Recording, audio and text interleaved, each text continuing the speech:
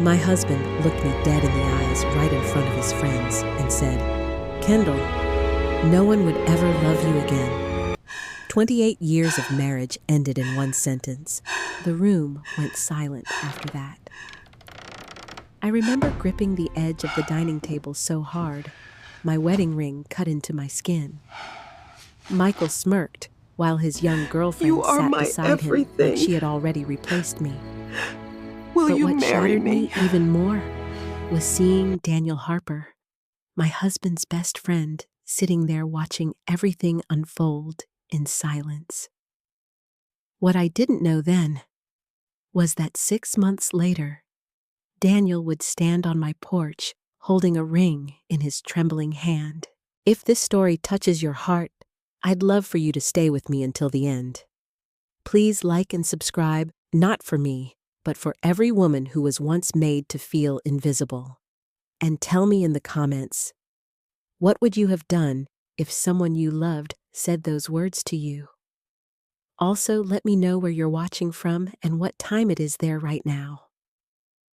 I read every single comment. I used to believe that a long marriage meant safety, not happiness, not passion, just safety. For 28 years, I woke up beside Michael Stevens, believing that no matter how cold life became, at least we were still standing together. I thought surviving all those years together meant something sacred, something unbreakable. I was wrong. We lived in a large brick house outside Columbus, Ohio, in a neighborhood full of trimmed hedges and couples who waved politely without really knowing each other. From the outside, our life looked perfect. Michael was a successful real estate attorney. I volunteered at church twice a week, hosted Thanksgiving dinners every year, and remembered every birthday in both sides of the family.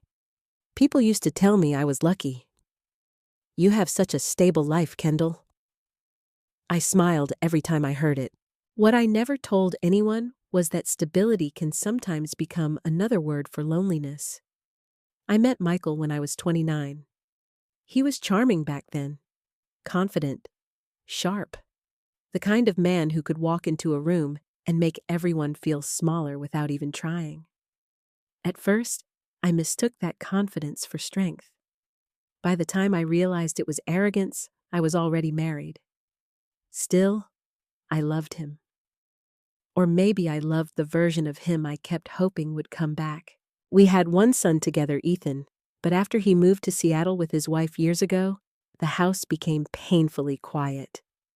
That was around the same time Michael started changing in ways I could no longer ignore. He became obsessed with appearances. Gray hair bothered him, wrinkles bothered him, aging bothered him. And unfortunately for me, I became the daily reminder that he was getting older too. "Are you really wearing that?" he would ask before dinners, or "You used to take better care of yourself." At first, I laughed those comments off. Then I started changing clothes 3 times before going out. Then 5. Then eventually, I stopped wanting to go anywhere at all. That's the thing about emotional cruelty. It rarely begins with screaming. It starts with tiny cuts so small you barely notice you're bleeding. Michael also became secretive. He started taking calls outside, turning his phone face down, leaving the room whenever messages came in. At night, the glow from his phone lit up the darkness beside me, while he smiled at conversations he never shared. And somehow, despite all of that, I still tried to save our marriage. I cooked his favorite meals. I kept the house spotless. I told myself he was stressed from work. I blamed everyone except him, especially myself. One rainy Thursday afternoon, I was folding laundry in the guest room when I heard Michael downstairs laughing. Not his polite social laugh. A real laugh, warm, relaxed. I hadn't heard that sound directed at me in years. When I walked downstairs, I found Daniel Harper sitting in the kitchen holding a cup of coffee. Daniel had been Michael's best friend since college. They were complete opposites in many ways. Michael was polished and calculating. Daniel was quieter, softer around the edges. The kind of man who listened carefully before speaking. He owned a small construction company and had lost his wife Marianne to cancer nearly 7 years earlier. Unlike Michael, Daniel never treated people like they existed to serve him. "Kendall," he said warmly when he saw me. "You still make the best coffee in Ohio." I smiled politely. "That's because neither of you know how to use a coffee maker." Michael rolled his eyes. Daniel would burn water if left alone. For a moment, the kitchen felt normal again, safe. But then Michael looked at me and said, "Kendall spends all day perfecting coffee now." Retirement really gave her too much free time. The comment was light enough to sound harmless, but Daniel's smile faded slightly. I pretended not to notice. That had become another one of my talents over the years. Pretending. Daniel stayed for dinner that night. I made pot roast with mashed potatoes and green beans, Michael's favorite meal. Halfway through dinner, Daniel complimented the food. Michael shrugged casually. "She has to be good at something." Something inside me tightened. Daniel looked uncomfortable. "You always undersell her." Michael smirked. "Trust me, you haven't lived with her for 30 years. I forced a laugh because that's what I always did. Smooth things over. Keep the peace. But Daniel kept watching me carefully throughout the night, like he was noticing things for the first time. After dinner, while Michael took a work call outside, Daniel stayed behind, helping me clear the dishes. "You okay?" he asked quietly. The question caught me off guard. Nobody had asked me that in a very long time. "I'm fine," I said automatically. Daniel nodded slowly, but his eyes told me he didn't believe me. Before leaving, he stood near the front door, awkwardly adjusting his jacket. "You know," he said gently, "you deserve to be talked to kindly, Kendall." I felt my throat tighten instantly, because kind words become dangerous when you've been starving for them. I gave him a small smile. "Good night, Daniel." After he left, Michael walked back inside and tossed his car keys onto the counter. "You don't need to encourage him," he said coldly. I blinked. "Encourage who, Daniel?" I stared at him in confusion. Michael loosened his tie. "He's lonely. Men like him confuse kindness with attention." "That's ridiculous." "Is it?" I crossed my arms. Daniel was just being polite. Michael laughed under his breath. "You really don't see yourself clearly anymore, do you?" I felt my stomach drop. "What does that mean?" He looked directly at me then, calm, detached, cruel. "It means women your age should stop fishing for validation. It's embarrassing." The words hit harder than I expected, because part of me feared he meant them. Michael walked upstairs afterward like nothing had happened, leaving me alone in the kitchen beside the dirty dishes. I stood there staring at my reflection in the dark window above the sink. 58 years old. Soft lines around my eyes. Silver strands in my hair. Tired shoulders. I barely recognized the woman staring back at me anymore. And somewhere deep inside me, a terrifying thought began to grow. What if Michael was right? What if no one would ever love me again? That night, long after Michael fell asleep, I lay awake listening to the sound of rain against the windows. And downstairs, forgotten on the kitchen counter, Michael's phone lit up again. One message, one name, Vanessa. The dinner party happened 3 weeks after I first saw Vanessa's name on Michael's phone. 3 weeks of silence. 3 weeks of pretending. 3 weeks of lying awake beside a man who no longer looked at me like a wife. I should have confronted him immediately. A younger version of me probably would have. But after nearly 3 decades of marriage, fear changes shape. It becomes quieter, more practical. At 58, I wasn't afraid of being alone. I was afraid of losing everything I had built. That was the cruel irony of long marriages. By the time they fall apart, your entire life is tangled inside another person's. The house, the finances, the routines, the memories, even your identity. That Saturday morning, Michael informed me we were hosting dinner for 6 people. Not asked, informed. I invited some clients, he said while knotting his tie in the hallway mirror. And Daniel's coming. I stood in the kitchen holding my grocery list. Tonight? Yes. 7 o'clock. That's short notice. Michael finally looked at me. You're home all day, Kendall. It's not exactly difficult. Then he walked out the front door. I stood there for a long moment after he left. I used to tell myself marriage required compromise, but compromise only works when both people sacrifice something. I was the only one bending anymore.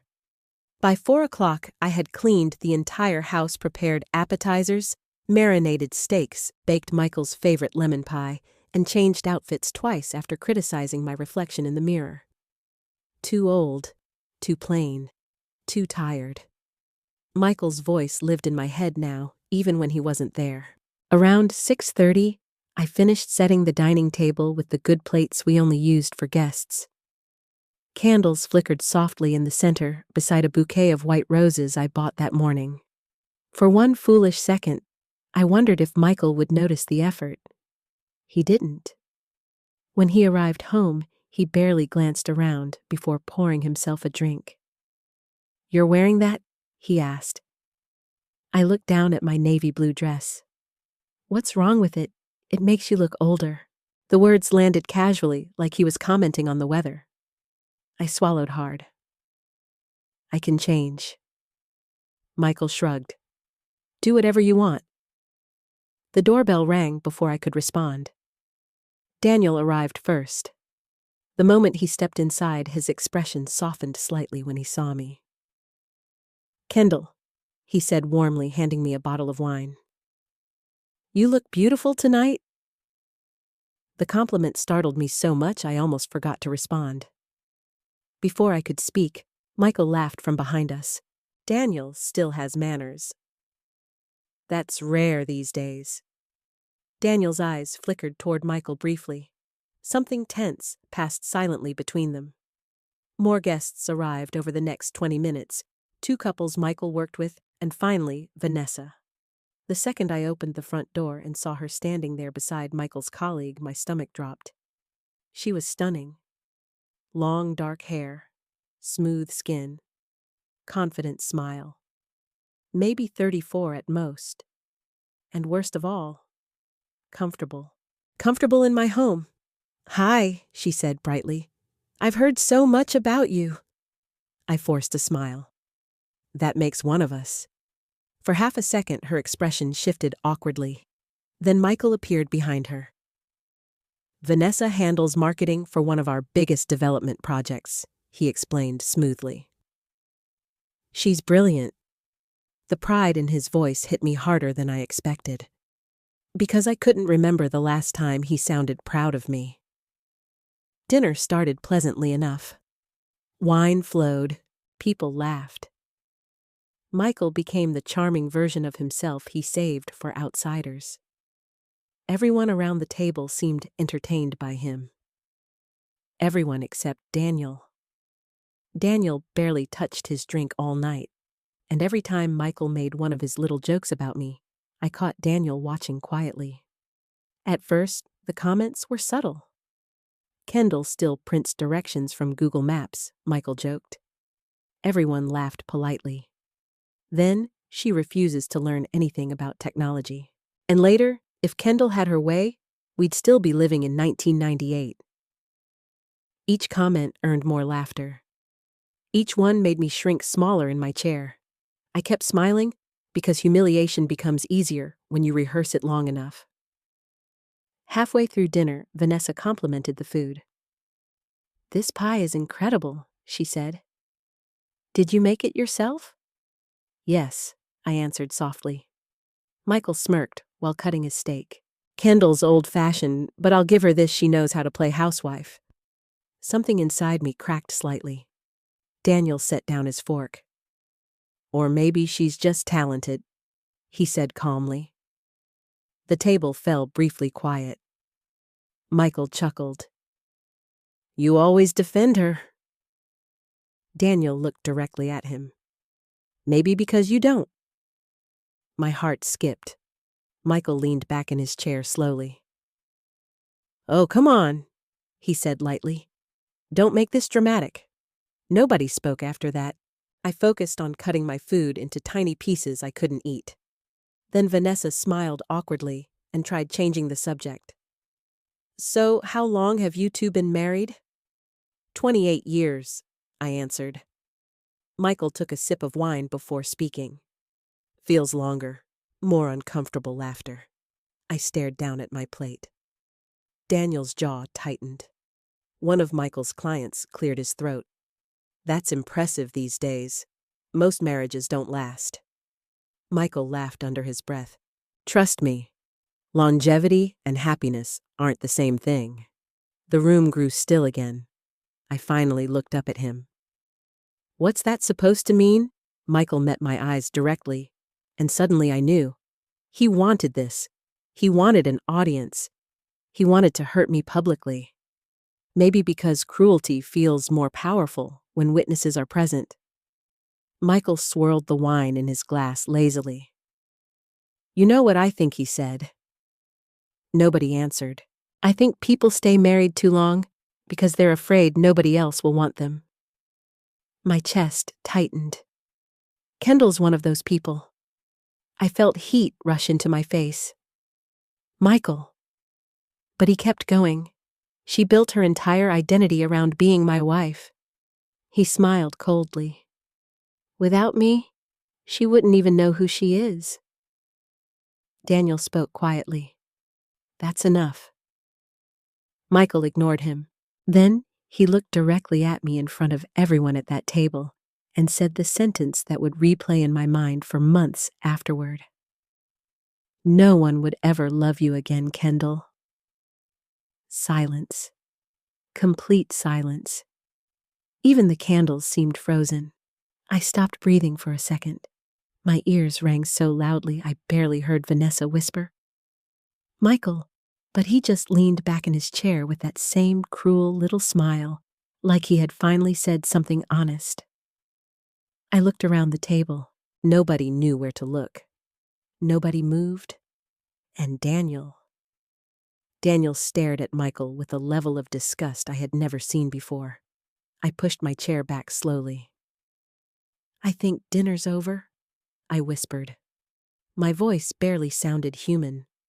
I walked into the kitchen before anyone could see the tears filling my eyes. My hands shook so badly, I dropped one of the plates into the sink. A moment later, footsteps entered behind me. Daniel. Kendall.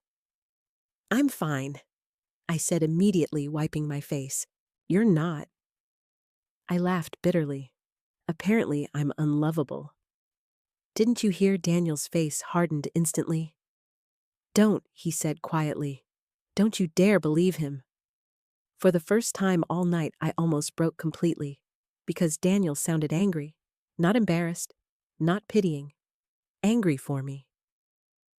Then Michael's voice echoed from the dining room. Daniel. We're leaving. Daniel held my gaze another second before stepping away reluctantly. As he walked out of the kitchen, he paused, and very softly, almost like a promise, he said, He's wrong about you. Then he left, and I stood alone in the kitchen of the home I had spent nearly 30 years building, realizing my marriage had just ended in front of a room full of strangers. The morning after the dinner party, Michael acted like nothing had happened. That was somehow worse. I woke up with swollen eyes and a pounding headache after barely sleeping at all. For hours I had replayed his words in my mind. No one would ever love you again. Each time I heard them, they sounded colder, crueler, more believable. Michael was already downstairs when I came into the kitchen.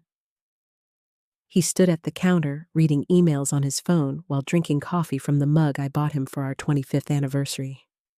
The mug said, "Still my favorite person." I almost laughed at the irony. "You're up late," he said casually without looking at me. It was nearly 9 in the morning. Normally I woke at 6, but apparently humiliation exhausted the body. I opened the refrigerator slowly, mostly because I didn't trust my voice yet. "You embarrassed me last night," I finally said. Michael sighed dramatically like I was inconveniencing him. "Kendall, are we really doing this?" I turned toward him. "You humiliated me in front of strangers. They weren't strangers. You told me no one would ever love me again." Michael set his coffee down and rubbed his forehead. "I was drinking." "That doesn't erase it." His expression hardened slightly. "You're too sensitive." There it was, the sentence every cruel person uses when they don't want accountability. I stared at him in disbelief. "Do you even hear yourself anymore?" Michael picked up his phone again. "I'm not discussing this all day." Then his phone buzzed, and for the first time he didn't even bother hiding the screen from me. Vanessa. A small red heart appeared beside her name. Something inside me finally snapped awake. "How long?" I asked quietly. Michael didn't answer. I stepped closer. "How long have you been seeing her?"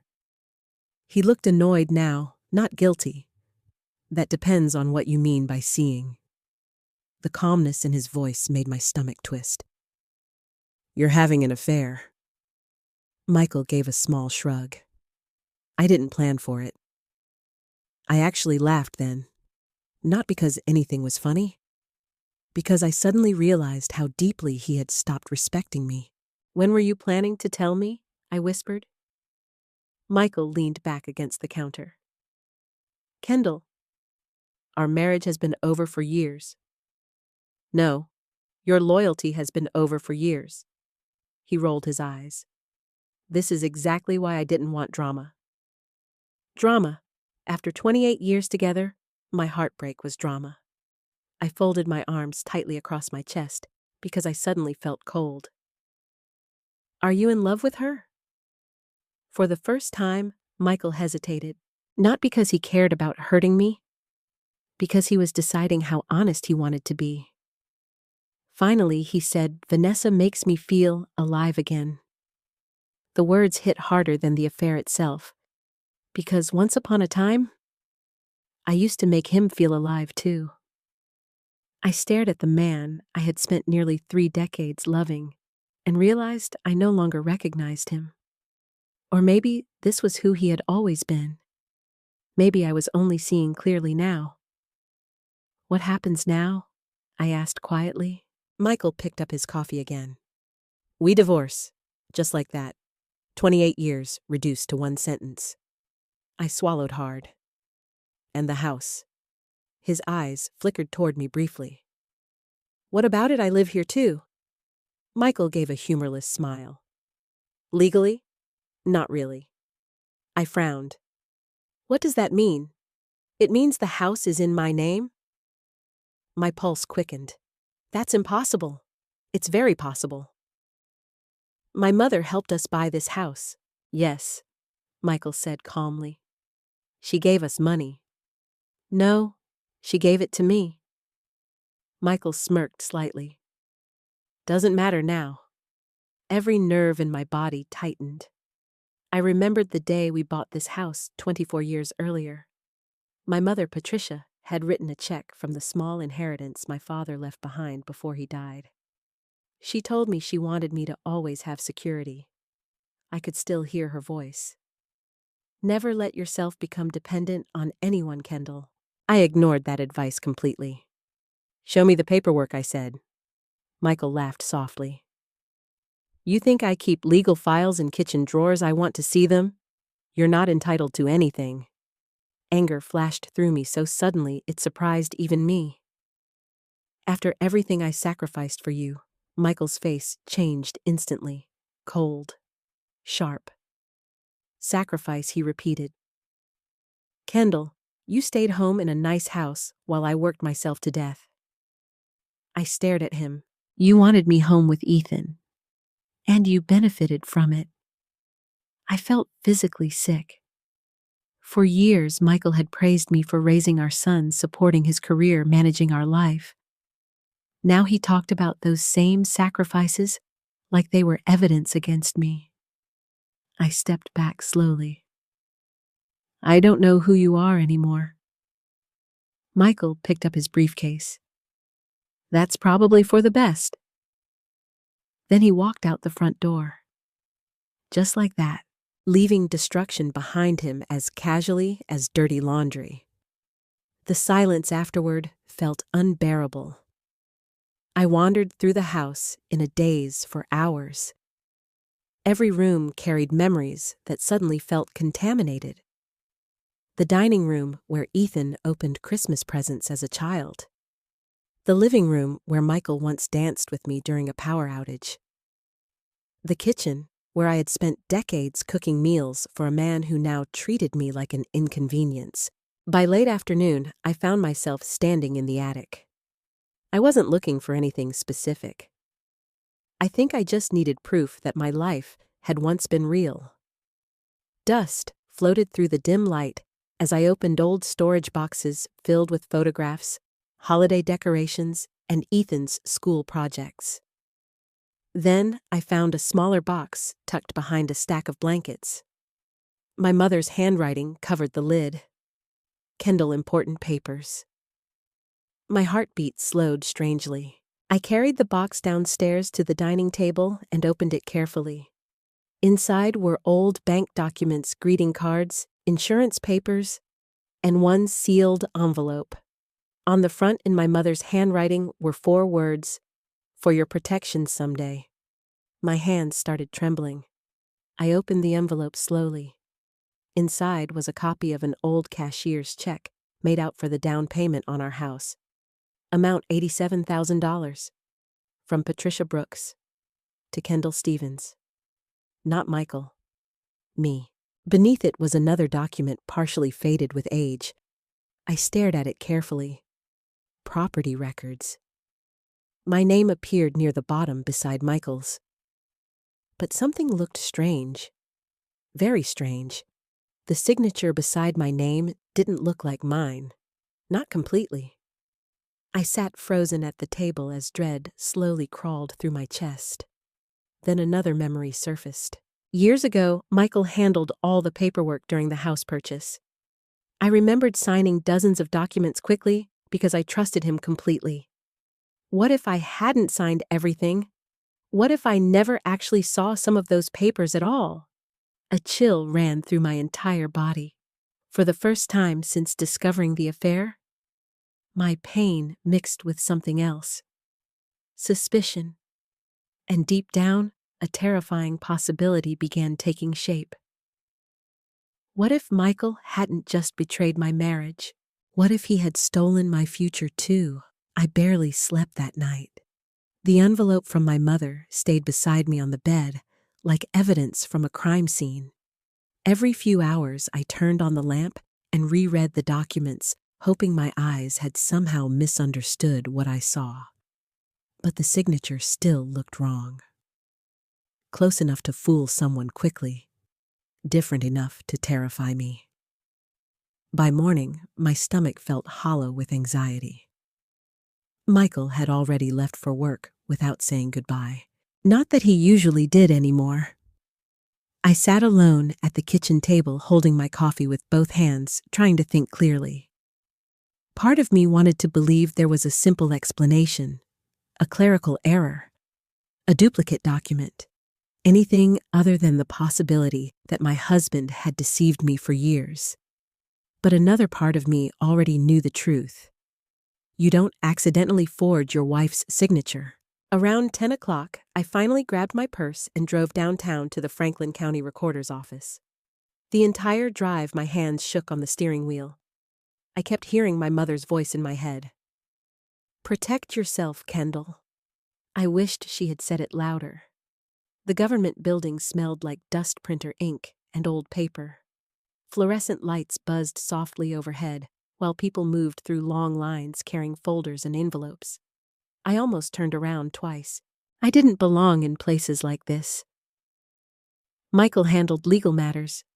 Michael understood documents. Michael understood power. I was just the wife. At least that's what I had been trained to believe. A woman at the front desk greeted me politely.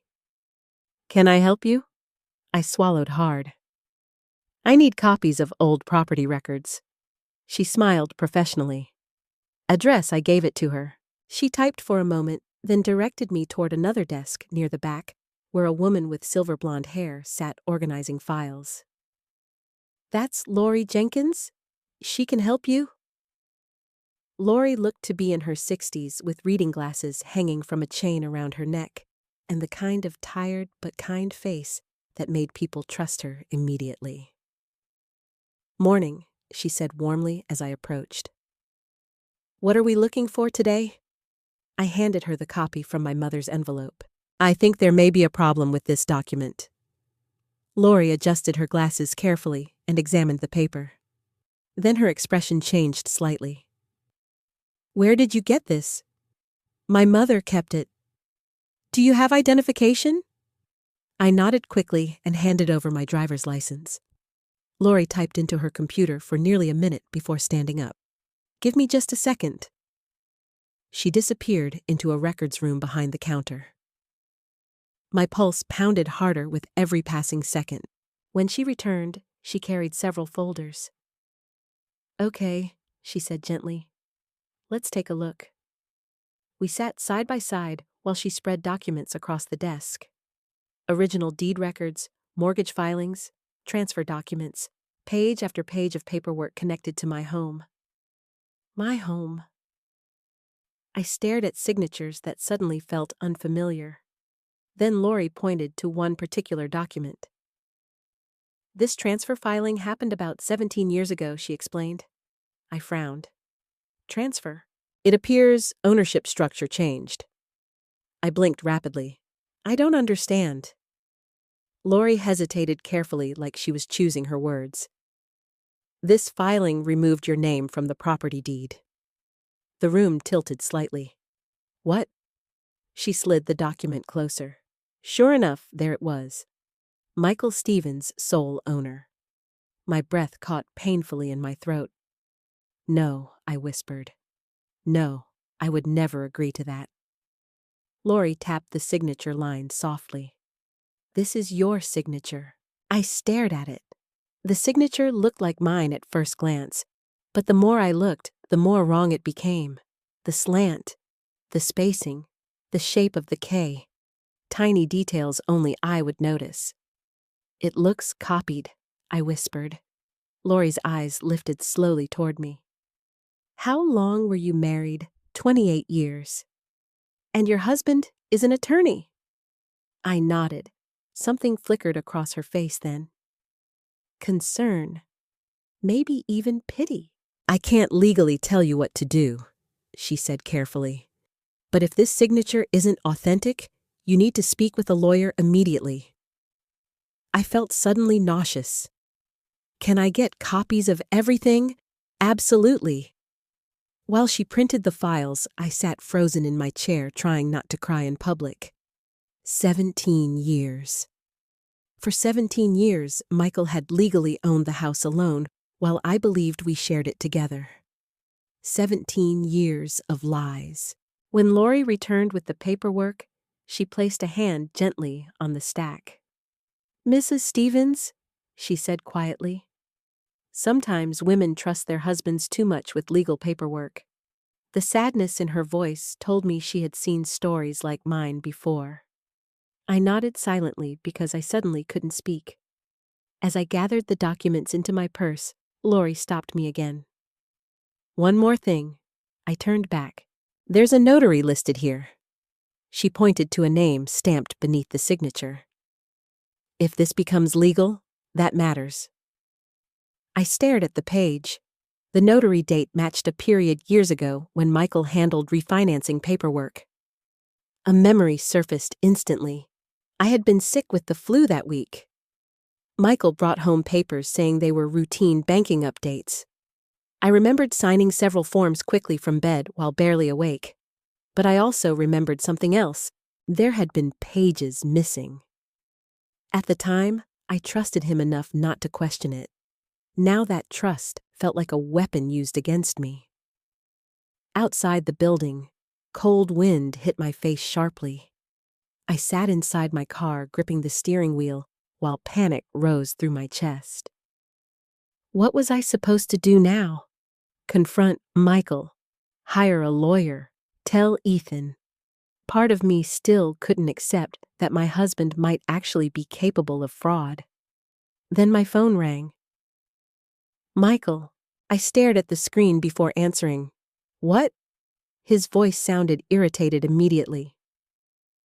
Where are you out? You were supposed to sign delivery paperwork this morning? I almost laughed at the irony. Careful asking me to sign things, Michael. Silence, just for a second. But I heard it. A pause too small for most people to notice. What's that supposed to mean? He asked calmly. I went downtown today. Another pause. Longer this time. Then, Kendall, don't start creating drama because you're emotional. The familiar manipulation instantly lit anger inside me. I saw the deed transfer. Silence again.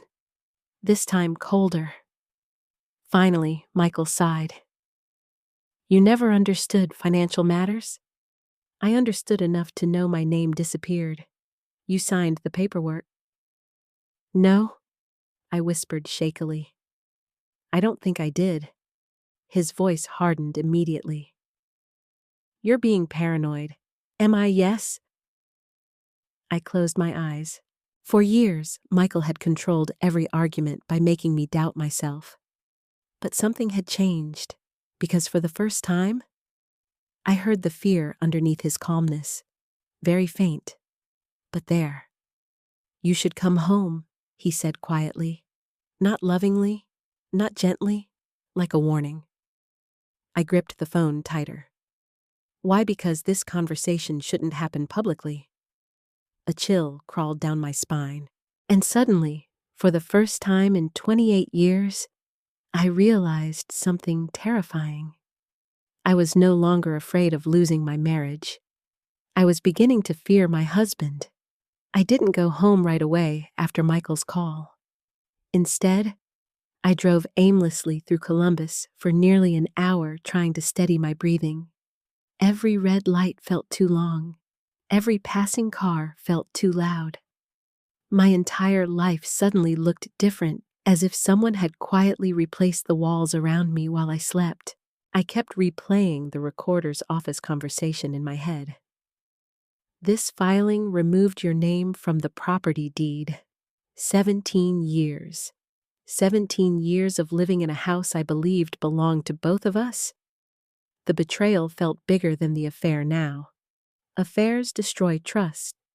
But this destroyed reality itself.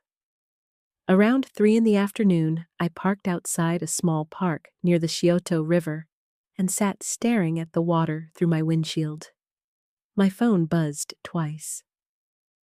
Michael, then once more. I ignored every call. For once in my life, I didn't want to hear his version of the truth. Eventually, I drove home, but the moment I pulled into the driveway, I knew something was wrong. Michael's car wasn't there, but another truck was, Daniel's. I froze. For one brief moment, panic rushed through me. Had Michael told him everything? Was Daniel there to defend him? I stepped out of the car cautiously. Daniel was standing near the front porch with his hands shoved into the pockets of his brown jacket. The cold wind moved through his gray-streaked hair as he looked up at me. Relief crossed his face when he saw me. There you are.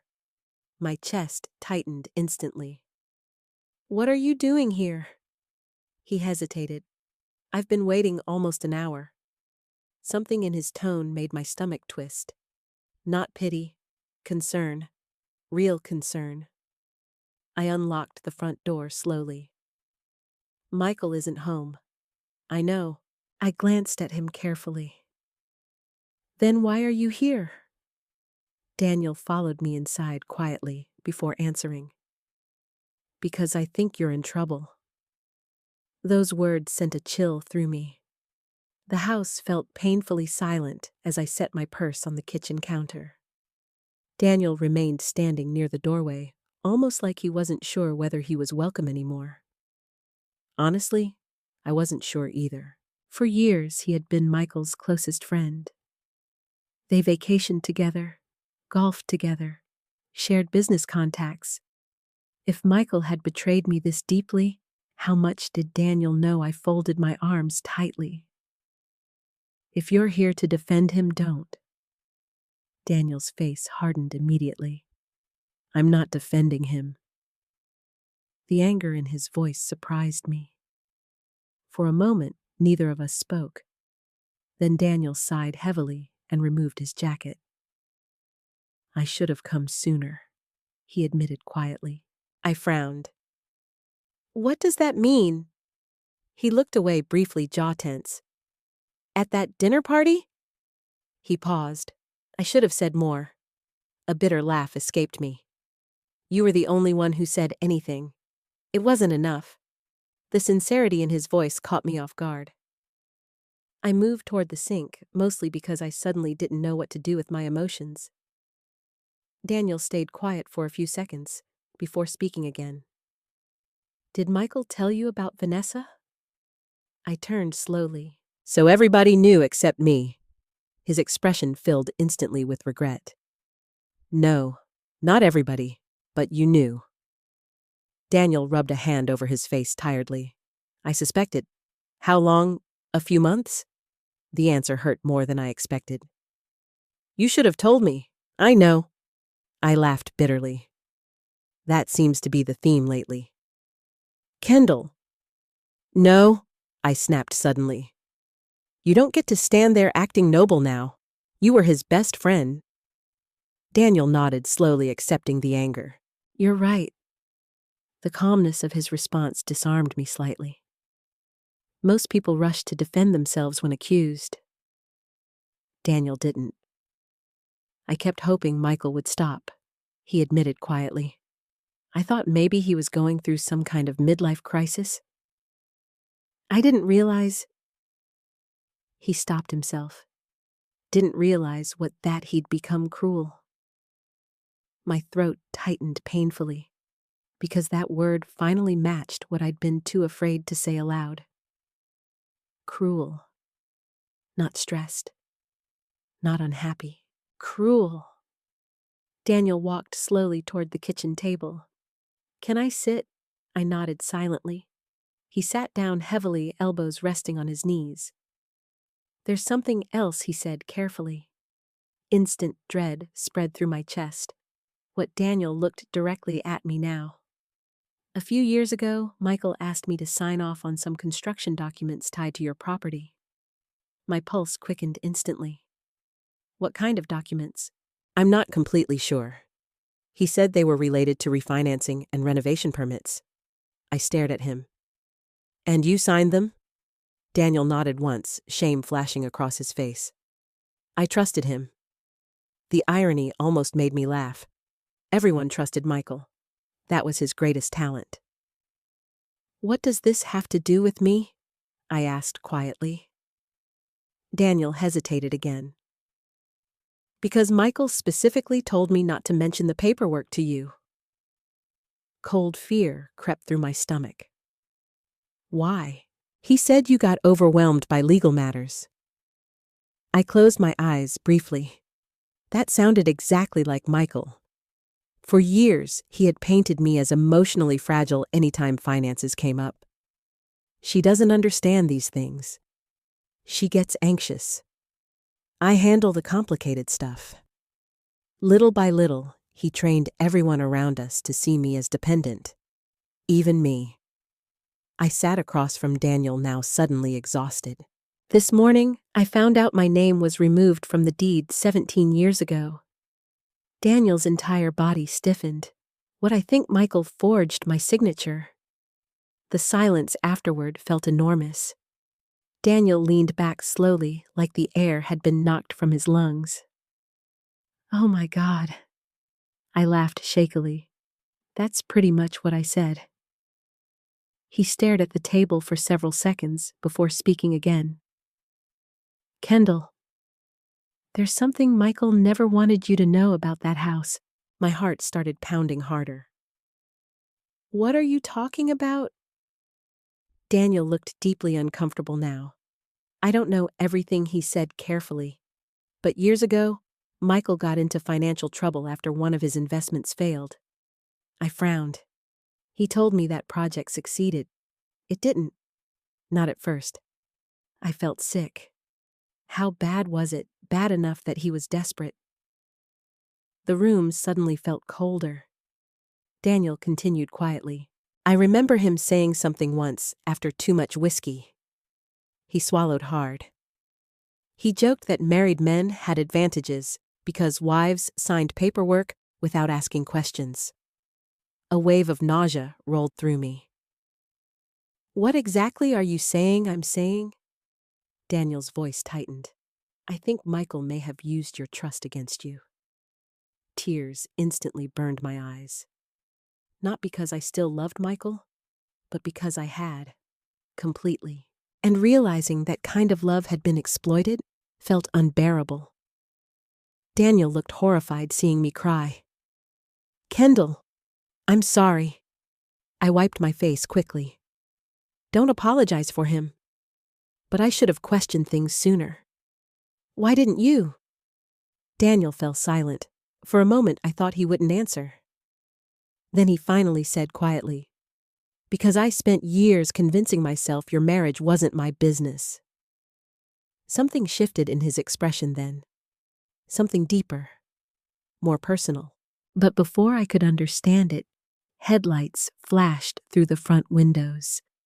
Michael's car. Daniel stood immediately. The tension in the room became instant and suffocating. Michael entered the house seconds later, stopping cold, when he saw Daniel standing in the kitchen beside me. His face darkened instantly. "What the hell is this?" Daniel straightened calmly. "We were talking." Michael looked at me sharply. "About what?" I stared directly at him for the first time in years without shrinking. "The house." For one split second, real fear crossed Michael's face. Then it disappeared. But I saw it, and suddenly I realized something important. Michael wasn't afraid of losing me. He was afraid of what I might discover. The silence after my words felt dangerous. The house. Michael stood near the front door, gripping his car keys so tightly his knuckles turned pale. Daniel remained beside the kitchen table, calm on the outside, but visibly tense underneath. For years, I had watched these two men move through life like brothers. Now, they looked like strangers preparing for war. Michael laughed first, too quickly, too sharply. "Oh, for God's sake," he said, tossing his keys onto the counter. "You dragged Daniel into this." "I came on my own," Daniel answered calmly. Michael ignored him completely, keeping his eyes locked on me. "Kendall, you're spiraling." That word again. Another attempt to make me doubt myself. But something inside me had shifted now. The fear was still there, but underneath it, anger had finally begun growing. I stepped closer. Why was my name removed from the deed? Michael loosened his tie, slowly buying himself time. "You signed the transfer."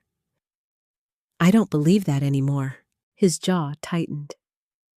"You're being emotional." Daniel spoke quietly. She went to the recorder's office. Michael's eyes snapped toward him instantly. The tension in the room became suffocating. "You need to stay out of this," Michael said coldly. Daniel crossed his arms. "I can't do that anymore." For a moment, neither man moved. Then Michael gave a short, humorless laugh. So, that's what this is. I frowned. What does that mean? Michael looked directly at Daniel. You've always had a soft spot for her. The accusation hung heavily in the air. Daniel's expression hardened instantly. Don't do that. Tell the truth. My stomach tightened uncomfortably. Michael smirked bitterly. You think I never noticed the way you look at her? Daniel warned quietly. But Michael was no longer trying to hide his anger. All these years pretending to be my friend while secretly pitying my wife. That's enough, Daniel snapped. No, Michael shot back. I'm tired of both of you acting innocent. I stared between them in confusion. What is he talking about? Neither man answered immediately. And suddenly, for the first time, I realized there were conversations and tensions between them I had never fully seen before. Michael turned toward me again. You know what your problem is, Kendall, he said coldly. You always need someone to rescue you. I felt my chest tighten painfully. That's not true. Really? He gestured toward Daniel. Now you're running to him because you suddenly think you're a victim. Daniel stepped forward instantly. She is a victim if you forged legal documents. The room went dead silent. Michael's face changed. Not guilt. Rage.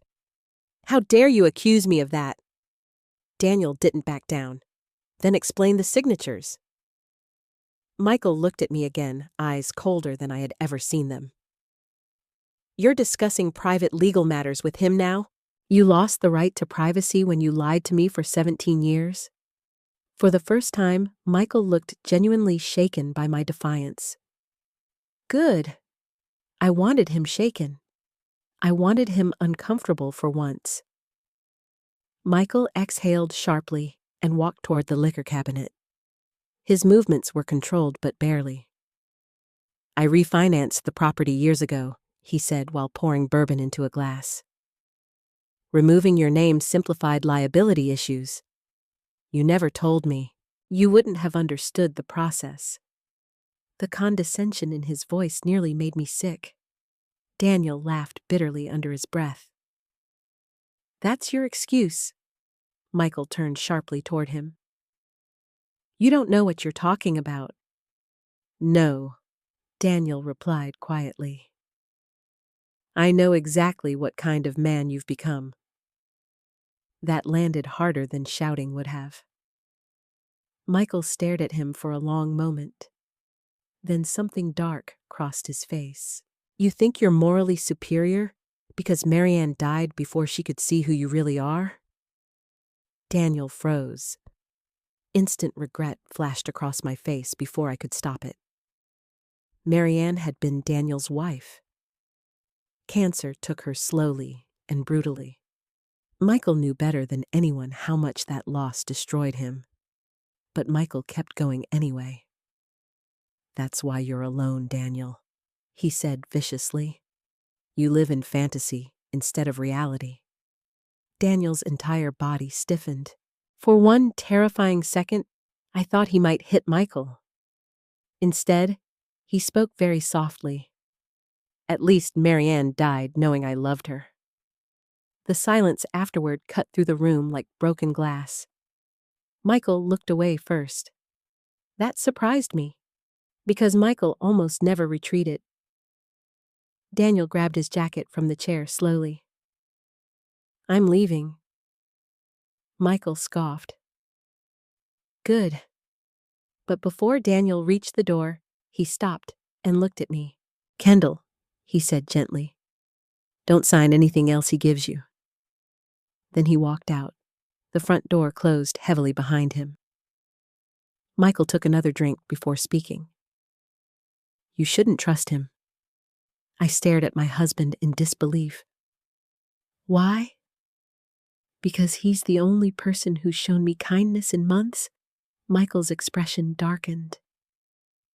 You think Daniel cares about you? I think he cares more than you do. The words came out before I could stop them. Michael's face went completely still. That silence scared me more than yelling would have. "You're embarrassing yourself," he said quietly. I almost laughed. After everything he'd done, I was embarrassing. "You cheated on me. Our marriage was dead. You stole my security. I protected our assets. You humiliated me publicly." Michael slammed his glass down so hard, bourbon splashed across the counter. "You want honesty, Kendall?" he snapped. "Fine." My pulse quickened. Michael stepped closer. "I carried this marriage for years." I stared at him in disbelief. "You carried it? Yes." His voice rose harsher now. "You stopped growing years ago. You stopped trying. You hid inside this house while I built everything." Tears burned behind my eyes instantly, because a cruel lie repeated long enough begins sounding dangerously close to truth. "I raised our son," I whispered, "and Ethan left. I supported your career. And now I'm successful enough to want more from life." The words hit like a slap. Want more, meaning younger, prettier, easier. I suddenly saw the entire truth clearly. Michael wasn't ashamed of betraying me. He believed he had outgrown me. I backed away slowly. "You really think I'm worthless now, don't you?" Michael didn't answer immediately. That hesitation hurt more than honesty. Finally, he sighed tiredly. "Kendall, people our age don't start over successfully." I stared at him. "There it is. What, the real reason you said nobody would love me again?" Michael rubbed his forehead. "I was trying to make you face reality." "No," I whispered. "You were trying to make me afraid." His eyes flickered briefly, because he knew I was right. Fear had always been his greatest weapon. Fear of aging. Fear of loneliness. Fear of financial ruin. Fear that no one else would ever choose me. And for years, it worked. But suddenly, standing there in my own kitchen, something unexpected happened. I remembered Daniel's voice. "He's wrong about you." 3 simple words, but they cracked something open inside me. For the first time in months, I looked directly at Michael and saw him clearly. Not powerful, not superior. Just a man terrified of losing control. Michael noticed the shift in my expression immediately. What I shook my head slowly. "I used to think you knew everything."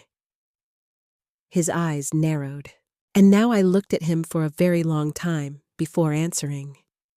"Now I think you've been lying for so long you don't even recognize truth anymore." Michael's face hardened instantly. "Careful, Kendall."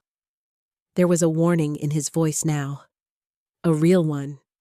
But strangely, I wasn't shrinking anymore.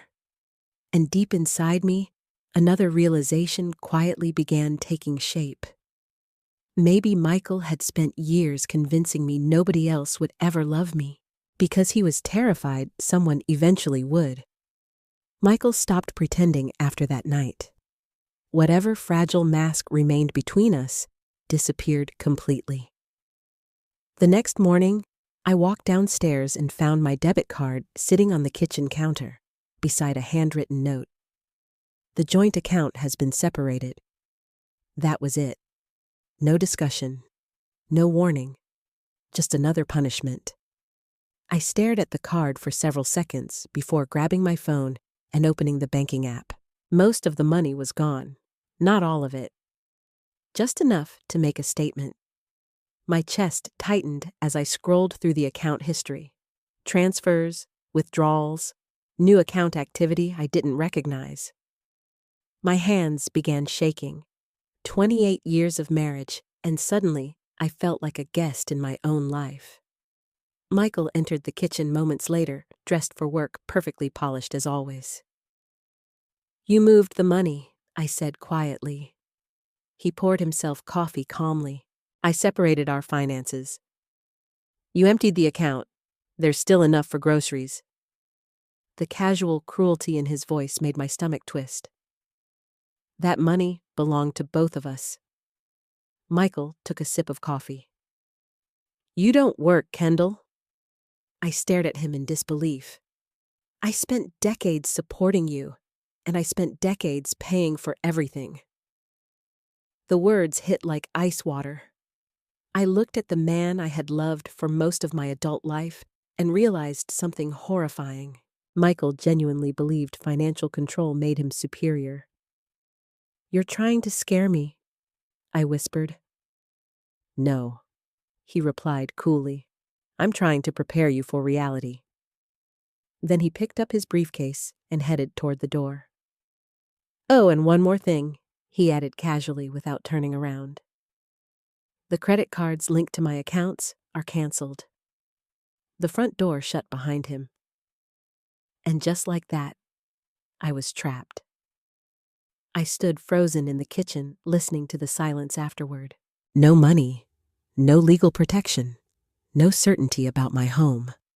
Fear began creeping through me again, slow and poisonous. That was Michael's real talent. Not yelling, not violence, control. He knew exactly how to make me feel powerless without ever raising his voice. By noon, I finally forced myself to leave the house and drive to the grocery store. I used one of my personal savings cards, the small account my mother once convinced me to keep privately just in case. I used to think keeping separate money from your husband felt dishonest. Now, it felt like survival. As I loaded groceries into my trunk, my phone buzzed. Unknown number. For a second, I almost ignored it. Then, I answered carefully. Kendall. It was Daniel. Relief hit me harder than expected. Hi, you okay? Such a simple question, but after weeks of emotional warfare, kindness felt almost shocking. I've been better. Daniel was quiet for a moment. I stopped by earlier. I frowned. When this morning? Michael answered the door. Instant tension tightened in my chest. What happened? Daniel sighed heavily. He told me not to come back. Of course he did. And I told him he doesn't get to decide who you talk to. Despite everything, a small smile almost appeared on my face. Sounds like that went well. He threatened to call me a traitor for the rest of his life. I leaned against my car tiredly. He already thinks that. Daniel's voice softened. Kendall, I'm worried about you. The sincerity in his tone nearly broke me. Nobody had worried about me in a very long time. I'm managing, I whispered, but even I heard the weakness in my voice. Daniel was silent briefly before speaking again. Do you need groceries? The question stunned me. What I know, Michael froze the accounts. I closed my eyes instantly. So Michael was already telling people his version of events. Humiliation burned through me. I'm not helpless, I said quickly. I know you're not. Then don't treat me like a charity case. Daniel's voice stayed calm. That's not what this is. I swallowed hard. For years, Michael made me feel small every time I needed help. Dependent, weak. And now even genuine kindness felt dangerous because I no longer knew how to receive it without shame. Daniel spoke gently. You don't have to do everything alone just because he wants you isolated. That sentence lingered inside me long after the call ended. Because isolation really was Michael's strategy. And suddenly, I could see it clearly. That evening, things got worse. Around 6 o'clock, the front door opened, and Vanessa walked into my house carrying a garment bag and overnight case. I froze in the living room. For one terrible second, I genuinely thought I might faint. Vanessa stopped awkwardly when she saw me. Oh, she said softly. Michael said you knew. Knew. My entire body went cold. What are you doing here? Before she could answer, Michael entered behind her. She's staying for a few days. I stared at him. In this house, Michael loosened his tie casually. It's my house. The cruelty was deliberate now. Public, calculated. Vanessa shifted uncomfortably. Maybe this isn't the best timing, Michael cut her off. It's fine? No, it wasn't fine. It was psychological warfare. I looked at Vanessa carefully then. Really looked at her for the first time. She seemed nervous, not triumphant. That surprised me. You're really comfortable doing this? I asked quietly. Vanessa swallowed hard. Michael said the marriage was already over. I laughed bitterly. That's what men always say. Michael sighed dramatically. Kendall, don't start. I turned toward him sharply. Don't start! My voice cracked. You bring your girlfriend into my home and tell me not to start. Vanessa looked genuinely uncomfortable now. Good. She should be. Michael walked toward the kitchen like this was all routine. I'm tired of emotional scenes. Something inside me snapped. No, I said shakily. You're tired of consequences. Michael turned slowly, and for the first time in our marriage, I saw open hostility in his eyes. You need to calm down. No. His jaw tightened. Kendall! No, I shouted louder this time. The room fell silent. Even I looked shocked by my own voice. Michael stared at me coldly. Then he smiled slightly. And somehow that smile scared me more than anger would have. You know what your problem is? He asked quietly. I said nothing. You still think this house gives you authority? A chill crawled through my chest. Michael stepped closer. But legally, you have nothing here. The words landed exactly how he intended, like a threat. Vanessa finally spoke quietly. Michael, maybe I should leave. No, he said without taking his eyes off me. Stay. The humiliation burned so deeply I could barely breathe. I grabbed my coat and purse without another word and walked out the front door. The cold night air hit my face sharply. I stood beside the driveway, trembling with anger and disbelief. Then my phone buzzed again. Daniel. For a second, I considered ignoring it, but instead, I answered. Kendall. I tried speaking normally, failed completely. Daniel instantly heard it. What happened? And suddenly, I broke. Not loudly, not dramatically. Just one shattered breath after another while standing alone in the dark outside the home I no longer recognized. Daniel's voice became urgent immediately. Where are you in the driveway? What he brought her here? Silence. Then I'm coming. No, I whispered quickly. Please don't. But Daniel's voice had changed now. Colder, angrier. Stay where you are. The line went dead, and as I stood there shaking under the porch light, another terrifying realization settled over me. Michael thought he was destroying me slowly, but he didn't understand something yet. The more cruel he became, the less afraid of him I was becoming. Daniel arrived less than 15 minutes later. I was still standing near the driveway when his truck pulled up beside the curb. The moment he stepped out and saw my face, his entire expression changed. Not pity, not awkwardness, fury. What did he do? He asked immediately.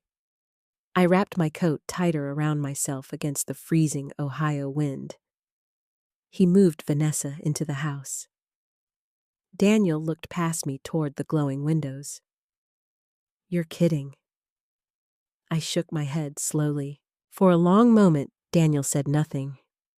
His jaw tightened so hard, I thought he might march straight inside and drag Michael out by the collar. Part of me wanted him to. Another part felt ashamed for even needing someone beside me at all. I'm fine, I lied quietly. Daniel looked directly at me. No, you're not. The gentleness in his voice nearly undid me again. I looked away quickly. I don't want you fighting with him because of me. A bitter laugh escaped Daniel. Kendall, this stopped being about friendship a long time ago. The sentence lingered heavily between us. For years I had watched Michael and Daniel together during holidays, fishing trips, football Sundays, birthdays. They were part of each other's lives for nearly 30 years. And now that friendship was collapsing in front of me. Maybe you should go, I whispered tiredly. I don't want this getting worse. Daniel studied my face carefully. You still protect him, I frowned.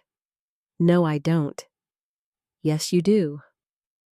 His words startled me because they were true. Even after everything, some broken part of me still wanted to minimize Michael's cruelty. That's what happens after years with controlling people. You become trained to survive around their emotions instead of your own.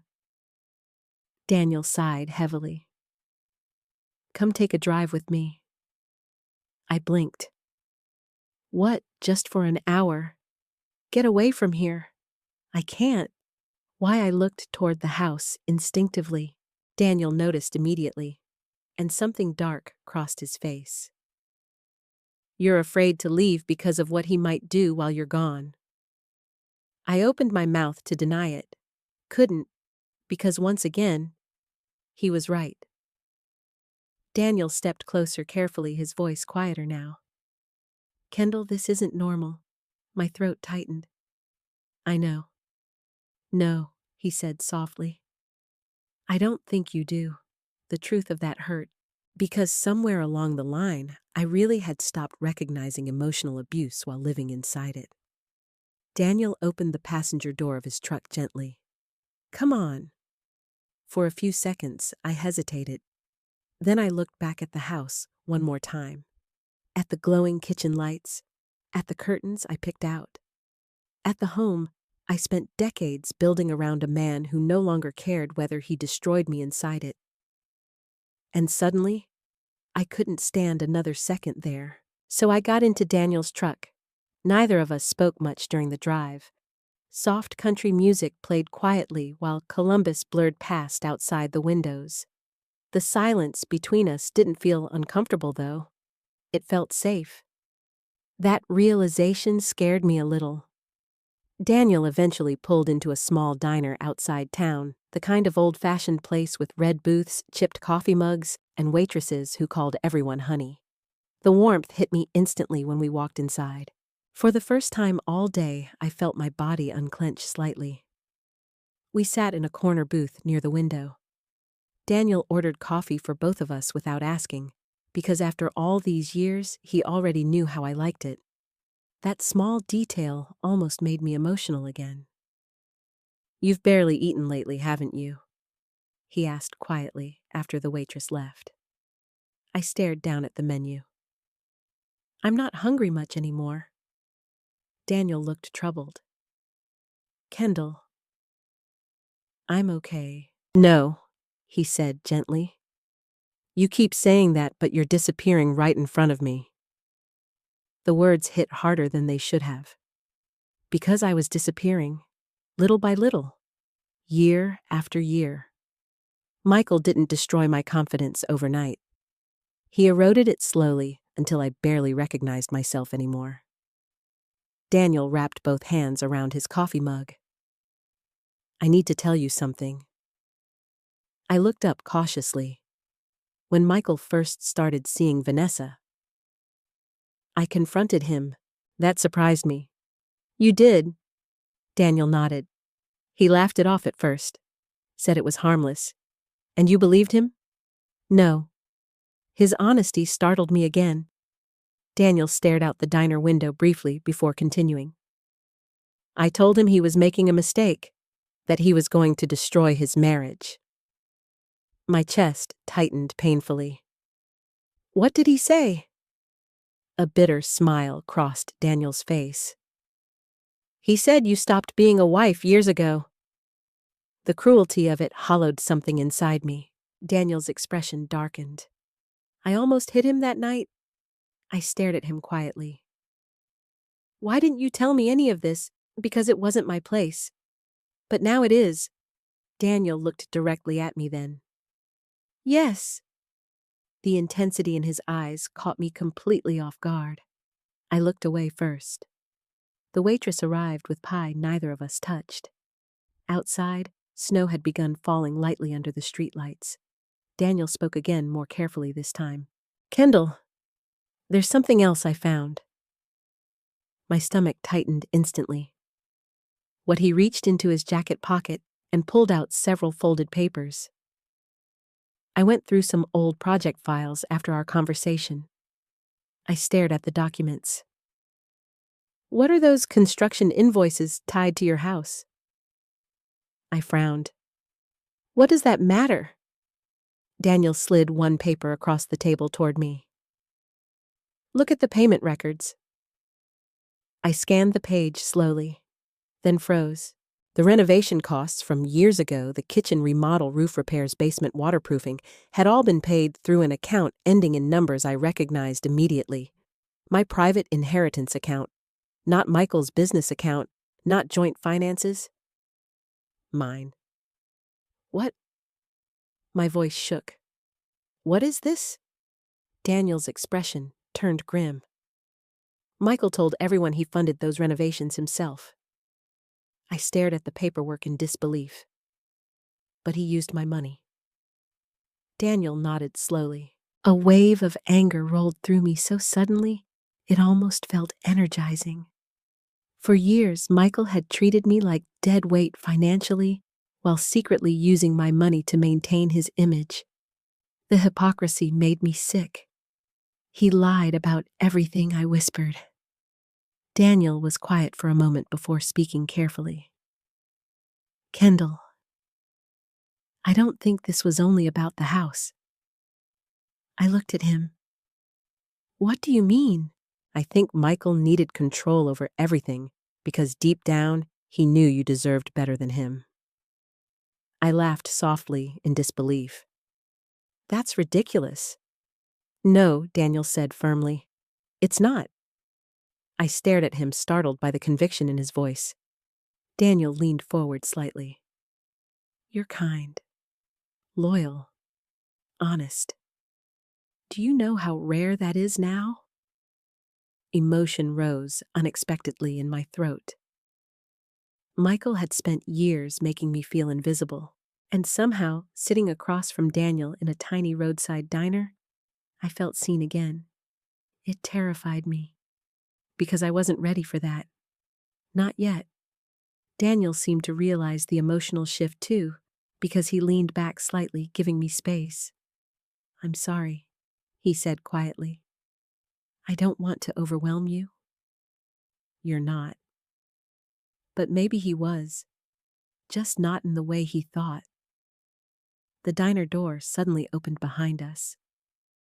Cold air rushed inside. I barely looked up at first. Then I heard Michael's voice. There you are. My entire body went rigid. Michael stood near the entrance, staring at us across the diner. And beside him stood Vanessa. The entire diner went silent. Michael stood near the entrance in his dark wool coat, snow melting across his shoulders. Vanessa remained beside him, visibly uncomfortable, her arms folded tightly across her chest. Daniel slowly stood from the booth beside me. The tension between the two men hit the room instantly. What are you doing here? Daniel asked coldly. Michael laughed once under his breath. I could ask you the same thing. I stared at Michael in disbelief. You followed me. You left in the middle of a conversation. No, I snapped. You moved your mistress into my house. Several people in nearby booths glanced toward us awkwardly. Vanessa looked mortified. Good. Michael stepped closer to the table calmly, but I could already see the anger underneath his composure. You're causing a scene. he said quietly. I almost laughed. There it was again. His favorite trick. Make me feel irrational for reacting to his cruelty. Daniel crossed his arms. Leave her alone, Michael. Michael's eyes shifted toward him instantly. You don't get to tell me what to do with my wife. Something changed in Daniel's expression then. Not rage, disappointment. Deep disappointment. That's interesting, Daniel said quietly. You only call her your wife when someone else starts caring about her. Michael's jaw tightened. For a moment, I genuinely thought he might hit him. Instead, Michael smiled coldly. So that's what this is. Daniel didn't answer. Michael looked between us slowly. Then he laughed again. You really think this is some heroic rescue story, Michael, I began. No, he interrupted sharply. I want to hear him say it. The diner suddenly felt too small. Daniel's posture stiffened beside me. Michael stepped closer. Tell her the truth, he said bitterly. Tell her how long you've been waiting for this marriage to fall apart. Shock ran through me instantly. I looked at Daniel. His silence scared me more than words. Michael saw it too, and suddenly he looked triumphant. There it is, he said mockingly. Look at her face. Stop it, Daniel warned quietly. But Michael had lost control now. You think I didn't notice? He snapped. Every holiday, every dinner, every time Kendall walked into a room. My pulse hammered painfully. Daniel stared at Michael with cold fury. You're drunk on your own ego. No, Michael shot back. I'm the only honest person here. Then he turned toward me. You really want to know why Daniel suddenly cares so much? Michael asked cruelly. Because he's been in love with you for years. The entire world seemed to stop. I stared at Daniel in shock. Snow drifted slowly outside the diner windows while silence swallowed the booth whole. Daniel looked at me, and for the first time since I'd known him, I saw fear in his eyes. Real fear, not of Michael, of losing me. Kendall, he said softly, but I couldn't speak, because suddenly dozens of tiny memories began rearranging themselves in my head. The way Daniel always listened carefully when I talked. The way he defended me even before things became ugly. The sadness in his eyes during the dinner party. The kindness. The patience. The quiet protectiveness. Oh my God. Michael laughed bitterly. Look at him, he said. He can't even deny it. Daniel finally turned toward him. You know what he said quietly? Fine. The room seemed to tilt slightly. Michael's smirk faded. Daniel looked directly at me now. I never planned to say anything. My heart pounded violently. But yes, he admitted softly. I loved you. Michael scoffed loudly. There it is. Daniel ignored him completely. I loved you quietly. He continued, eyes still fixed on mine. Because you were married. Because you loved him. Because I respected you too much to interfere in your life. Emotion rose sharply in my throat. Michael rolled his eyes dramatically. This is pathetic, Daniel finally snapped. No, he said harshly. What's pathetic is humiliating the woman who stood beside you for 30 years. The entire diner fell silent again. Even Vanessa looked shaken now. Michael pointed angrily toward Daniel. You betrayed me? Daniel laughed once in disbelief. You betrayed her. No, Michael shouted. You waited for your opportunity. Daniel's face hardened instantly. I waited for her to be treated like a human being. The words hit me so hard, I nearly cried right there in the booth. Because somewhere along the way, I had stopped feeling human. I had become useful, invisible, manageable, but not human. Michael noticed my reaction immediately, and rage flashed across his face. You actually believe this? He asked me incredulously. I looked at him slowly.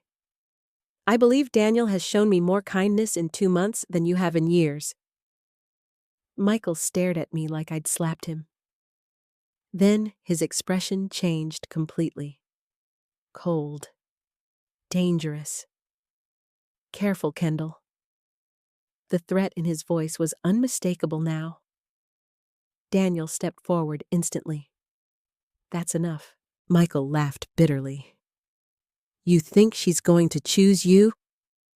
Daniel looked directly at him. This was never about winning. Something about the calm certainty in his voice made Michael even angrier. Because deep down, Michael understood something terrifying. Daniel wasn't manipulating me. He genuinely cared. And Michael had spent so many years using control instead of love that he no longer recognized the difference. Vanessa suddenly spoke quietly for the first time. Michael, maybe we should leave. Michael ignored her completely. His eyes stayed locked on me. You're embarrassing yourself, he said coldly, sitting here playing emotional victim with my best friend. I stood slowly from the booth. No, I whispered. I spent years embarrassing myself begging for scraps of affection from a man who stopped loving me a long time ago. Michael's face darkened instantly. You think Daniel actually wants a future with you? The cruelty behind the sentence hit hard because he intentionally emphasized my age without saying it directly. Daniel answered before I could. Yes. The word landed like thunder. Michael actually blinked. Vanessa stared openly now, and my entire body went still. Daniel looked at me steadily, emotion visible across his face now, in a way I had never seen before. I would have chosen her every single time, he said quietly. Even when she still loved you? My throat tightened painfully. Michael looked genuinely shaken now, not angry, threatened. Because for the first time, someone else was openly contradicting the lie he built around me. The lie that I was unwanted, replaceable, too old to be loved. Michael grabbed his coat tighter. This is insane. Daniel shook his head slowly. No. What's insane is convincing a good woman she's worthless because you were too selfish to value her. The silence afterward felt enormous. I looked at Michael, really looked at him, and suddenly, for the first time in years, I didn't feel small anymore. Michael noticed. I saw the exact second he realized something had shifted inside me permanently. Fear flickered across his face. Very brief, very real, because control only works while someone still believes your version of them. And I didn't anymore. Michael turned abruptly toward the door. Come on, Vanessa. Vanessa hesitated awkwardly before following him, but just before leaving, Michael looked back at me one last time. This won't end the way you think it will. Then he walked out into the snow. The diner remained painfully quiet after he left. I could barely breathe. Daniel still stood beside the booth, tense and silent. Finally, very softly, he said, I'm sorry you had to hear it like that. I looked at him for a long moment. Then I whispered the only honest thing left inside me. You really loved me all this time. Daniel's eyes filled with something heartbreakingly gentle. Yes. And somehow, that single word terrified me even more than Michael's threats. After the diner confrontation, nothing felt normal anymore. Not the snow-covered streets, not the silence during the drive home, not even my own heartbeat. Daniel's confession replayed in my mind over and over again. I loved you. Part of me wanted to reject it immediately. Not because I doubted him, but because believing him felt dangerous. Michael had spent years convincing me I was no longer desirable. no longer worthy of deep love. Somewhere along the way, I had accepted that version of myself as truth, and now Daniel had shattered it in a single night. The drive back to the house was painfully quiet. Daniel kept both hands steady on the steering wheel, his expression tense but controlled. He didn't push me to talk, didn't pressure me for a reaction. That alone made me emotional. Michael always demanded emotional responses from me while dismissing his own cruelty. Daniel simply gave me space to breathe. When we finally pulled into the driveway, the house glowed softly against the dark winter sky. Vanessa's car was gone. I felt relieved and humiliated at the same time. Daniel turned off the engine slowly. "Kendall." I looked down at my hands immediately. "I don't know what to say." "You don't have to say anything, but you meant it." "Yes." The honesty in his voice almost hurt. I swallowed hard. "How long?" Daniel exhaled quietly, staring through the windshield. Long enough that I stopped counting. Emotion tightened painfully in my chest. "Why didn't you ever tell me?" He finally looked at me then. "Because loving someone doesn't always mean you have the right to disrupt their life." Tears instantly burned my eyes. After years with Michael, that kind of respect felt almost unbelievable. Daniel continued softly. "You loved him. And despite everything, I wanted you happy more than I wanted myself happy." I looked away quickly before he could see the tears forming. Nobody had ever loved me that gently before, not even my husband. Daniel reached for the door handle slowly. I should go. Panic rose unexpectedly inside me. Not because I wanted romance, because I suddenly didn't want to be alone with Michael. Daniel seemed to realize it immediately. "You okay going inside?" I hesitated too long. His expression darkened instantly. "Kendall." "I'm fine." "No," he said firmly. "Don't do that anymore." "What pretend?" The word landed hard because it was true. Pretending had become my survival instinct. I looked toward the house nervously. What if he's angry? Daniel's jaw tightened. He should be worried about you being angry. I almost smiled at that. Almost. Then Daniel reached into the back seat and grabbed a manila folder. I nearly forgot. I frowned. What's that? More records from the construction company archives. My pulse quickened immediately. Daniel handed me the folder carefully. "I found them after you left the diner to use the restroom." I opened it slowly beneath the dim truck light. Inside were invoices, renovation permits, contractor agreements, and one document clipped separately on top. Daniel tapped it quietly. "That's the important one." I scanned the page, then froze. It was a loan authorization form connected to the house. The signature line contained my name. But once again, it wasn't my signature. My stomach dropped violently.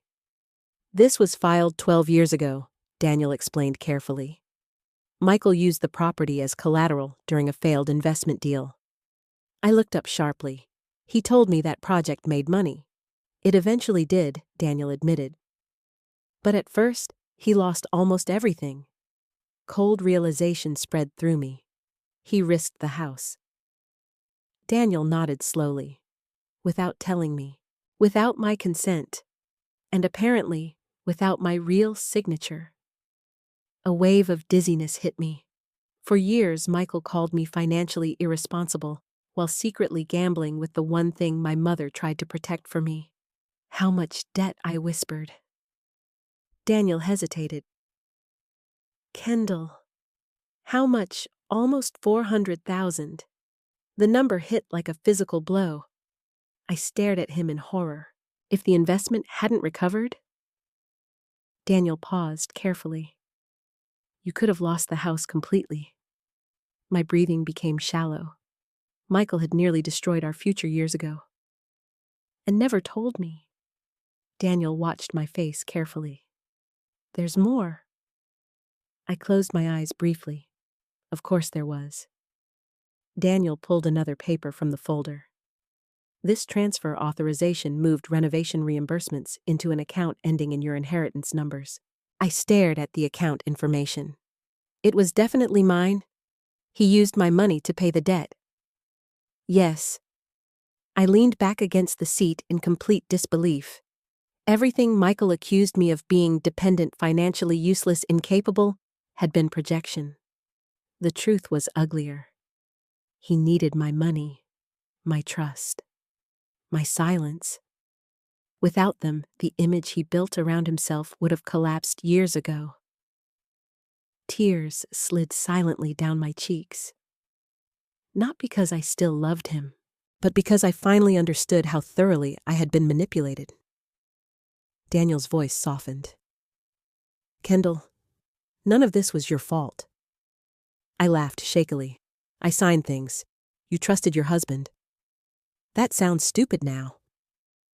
No, he said firmly. It sounds human. The kindness in his voice nearly broke me again. For a long moment, neither of us spoke. Snow continued falling softly outside the truck windows. Finally, I whispered, I don't even know who I married anymore. Daniel's expression filled with sadness. I think maybe he's been hiding parts of himself for a long time. I nodded slowly. Then another realization hit me. He's scared. Daniel frowned slightly. Michael. Yes. I looked down at the forged documents again. He's trying too hard to control everything.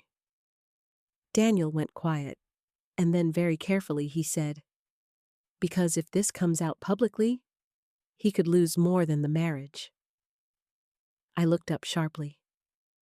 What do you mean? Daniel hesitated. He signed legal filings as an attorney, Kendall. If there's fraud involved? The rest of the sentence hung unfinished between us. My chest tightened. Michael's entire career could collapse. For the first time since all this began, I understood why he looked frightened whenever I mentioned the house. This wasn't just divorce anymore. This was exposure. Daniel checked the time and sighed heavily. You should get inside. I nodded slowly, but didn't move. The thought of walking back into that house suddenly felt unbearable. Daniel noticed. You don't have to stay there tonight. I looked at him quickly. I'm not going to your house. A faint smile touched his face for the first time all evening. I wasn't suggesting that. Heat rushed embarrassingly into my cheeks. Daniel looked down briefly before speaking again. There's a small apartment above my office building. Employees use it sometimes during storms or late projects. I hesitated.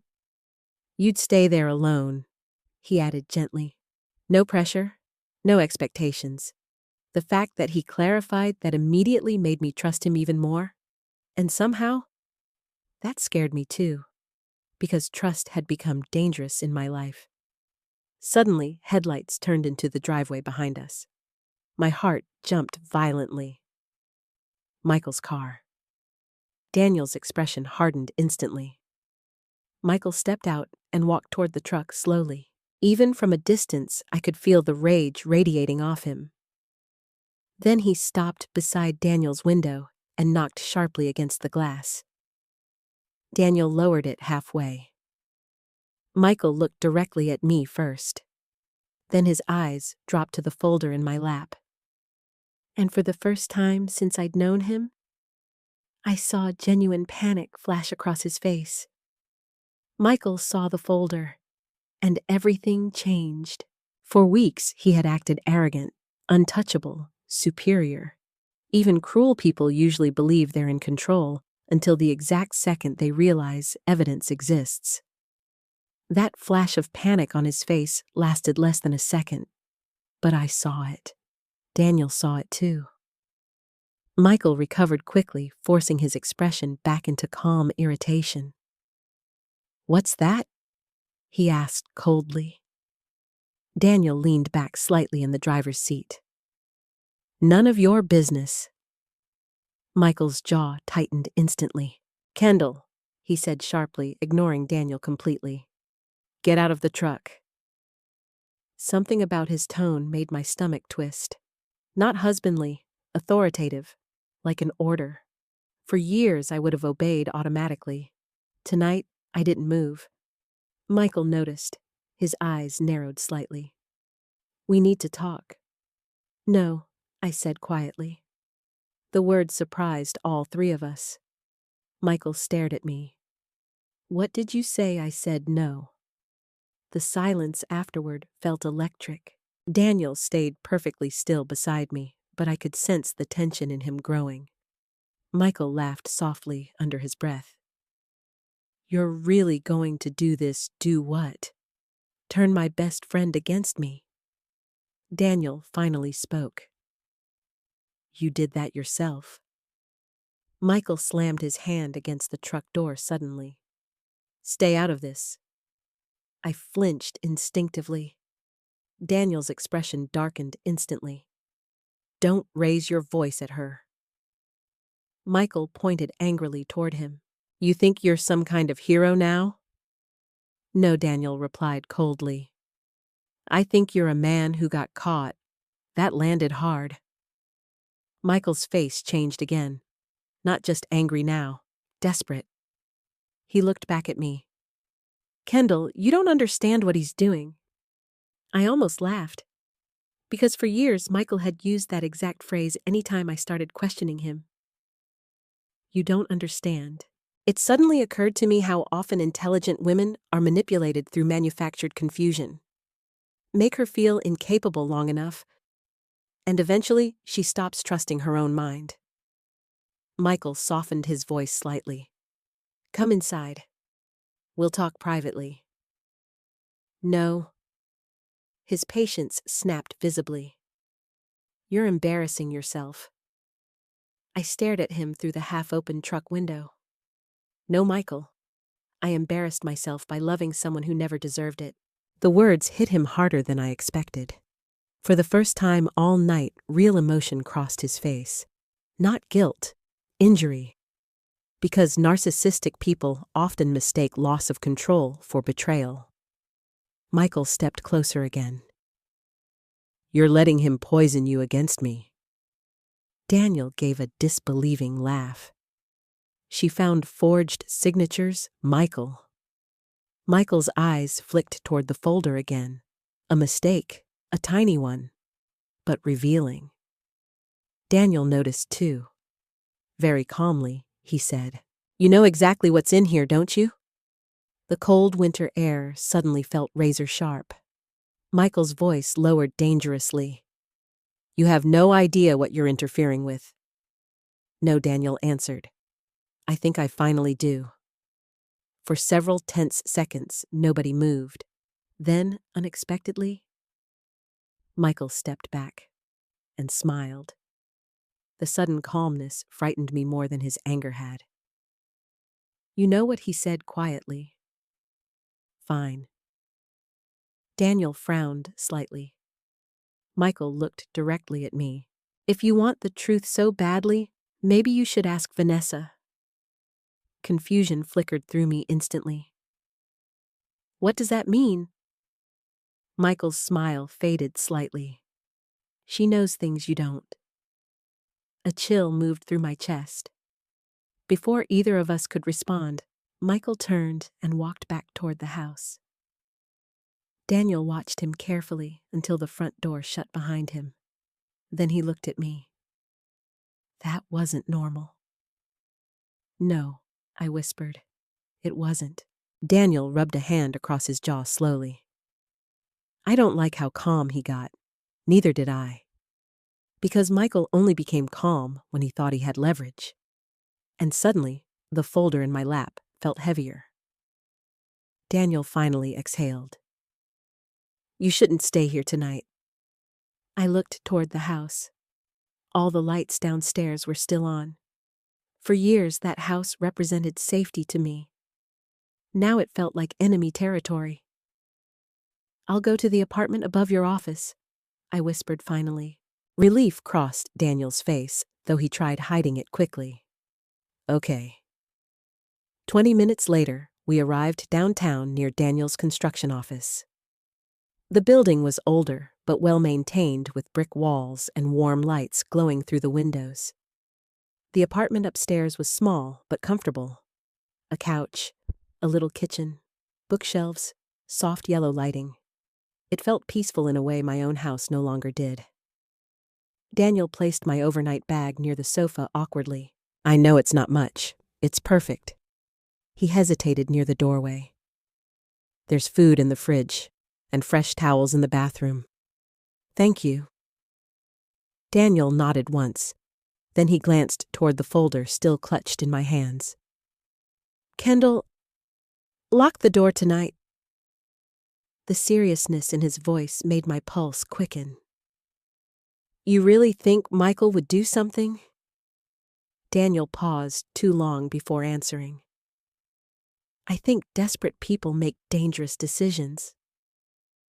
A chill crawled through me. Daniel noticed my expression immediately. He's not going to hurt you. You don't sound certain. His silence answered for him. After he left, I locked the apartment door twice. Then I sat alone on the couch, staring at the paperwork spread across the coffee table. Forged signatures, hidden loans, my inheritance account. The deeper I looked, the uglier everything became. Around midnight, my phone buzzed unexpectedly. Vanessa. I stared at the screen in shock. For several seconds, I considered ignoring it. Then I answered carefully. Hello, Vanessa sounded nervous. Kendall, we need to talk. Instant suspicion tightened my chest. Why silence? Then softly, because Michael lied to both of us. My heartbeat quickened. What are you talking about? I didn't know about the signatures, she whispered quickly. I swear I didn't. I closed my eyes. Of course she knew something. Michael practically admitted it. What do you want from me? Vanessa sounded close to tears now. I think Michael used my name for financial things too. Cold fear moved through me instantly. What he said they were temporary paperwork arrangements, she rushed out. Business protection? Tax strategy? I didn't understand everything. There it was again. Women being told they wouldn't understand. My stomach twisted. What exactly did you sign? I don't know. Vanessa's voice cracked. That's the problem. For the first time since meeting her, she didn't sound arrogant or manipulative. She sounded scared. Very scared. Why are you telling me this now? I asked carefully. Vanessa hesitated, then quietly said, because tonight Michael scared me. I sat completely still. Outside the apartment windows, snow continued falling over downtown Columbus. And suddenly, I realized something terrifying. Michael wasn't losing control anymore. He was unraveling. I barely slept after Vanessa's phone call. Every time I closed my eyes, I saw Michael's face outside Daniel's truck. That panic, that fear. For years, Michael had controlled every room he entered, every conversation, every emotion around him. But control cracks when secrets start surfacing. And now, his secrets were everywhere. By 7 the next morning, I was already sitting at the small kitchen table inside Daniel's apartment, staring at a cup of coffee that had gone cold. My phone buzzed again. Vanessa. This time, she sent an address. A cafe in Dublin. 10 a.m. Please come alone. I stared at the message for a long time. Part of me still hated her. Another part recognized something uncomfortable. Women like Vanessa and me were never the real enemies. Michael benefited most from us distrusting each other. Around 8:30, Daniel arrived upstairs carrying a paper bag of breakfast sandwiches. The moment he saw my face, concern crossed his expression. You didn't sleep. I forced a weak smile. Apparently, betrayal ruins rest. Daniel set the food down quietly. Then his eyes narrowed slightly. What happened? I hesitated before handing him my phone. He read Vanessa's message slowly. I don't like this. I know. She could be setting you up. She sounded terrified. Daniel rubbed his jaw thoughtfully. That may be true. It still doesn't mean you should go alone. I looked down at my coffee. If Michael used her financially too, she may have proof.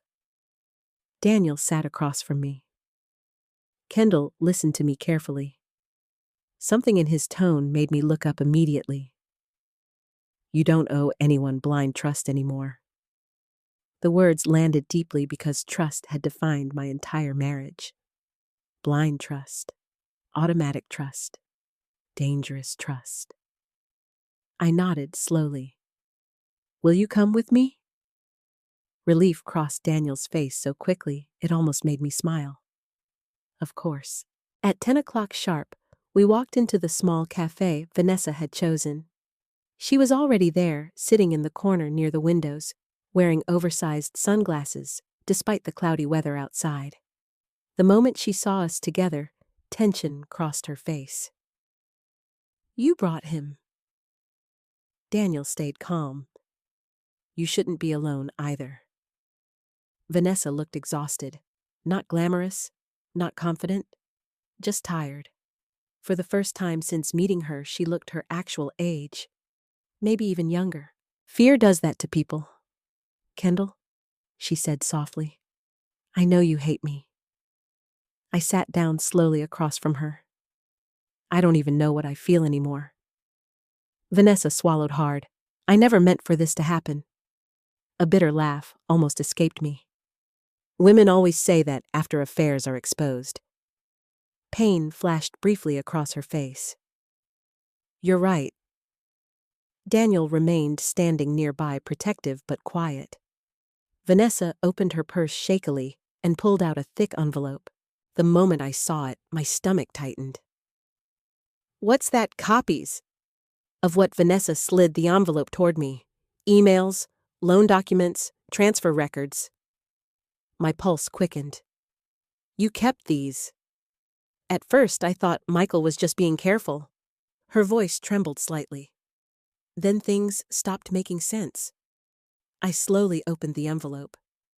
Inside were printed emails between Michael and financial brokers, scanned legal documents, banking authorizations, and several forms carrying Vanessa's signature, or what looked like her signature. Daniel leaned closer. Jesus. Vanessa looked near tears now. He had me sign things for his investment company. He said it was temporary, that my name would help secure better lending terms. I stared at the paperwork. Did you read any of it? Not carefully enough. The shame in her voice sounded painfully familiar. That's how manipulation works. First, they convince you they're smarter than you. Then they convince you trusting them is proof of love. I turned another page and froze. Michael had transferred debt between multiple accounts tied to both Vanessa and me. Different years, different filings, different signatures. Same pattern. Daniel's expression darkened immediately. He used both of you as financial shields. Vanessa nodded shakily. There's more. She reached into her purse again and pulled out a flash drive. I copied files from his home office computer before I left. My head snapped up. You left? Vanessa laughed bitterly. Last night. I blinked in surprise. What happened? Fear crossed her face instantly. I confronted him after the diner. Daniel folded his arms, and Vanessa looked down at the table. He lost control.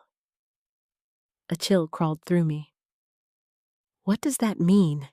He grabbed my arm hard enough to bruise it. Daniel's jaw tightened instantly.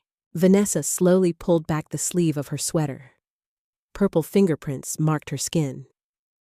Rage flashed through me so quickly it almost scared me. Michael had never hit me. But suddenly, I realized something horrifying.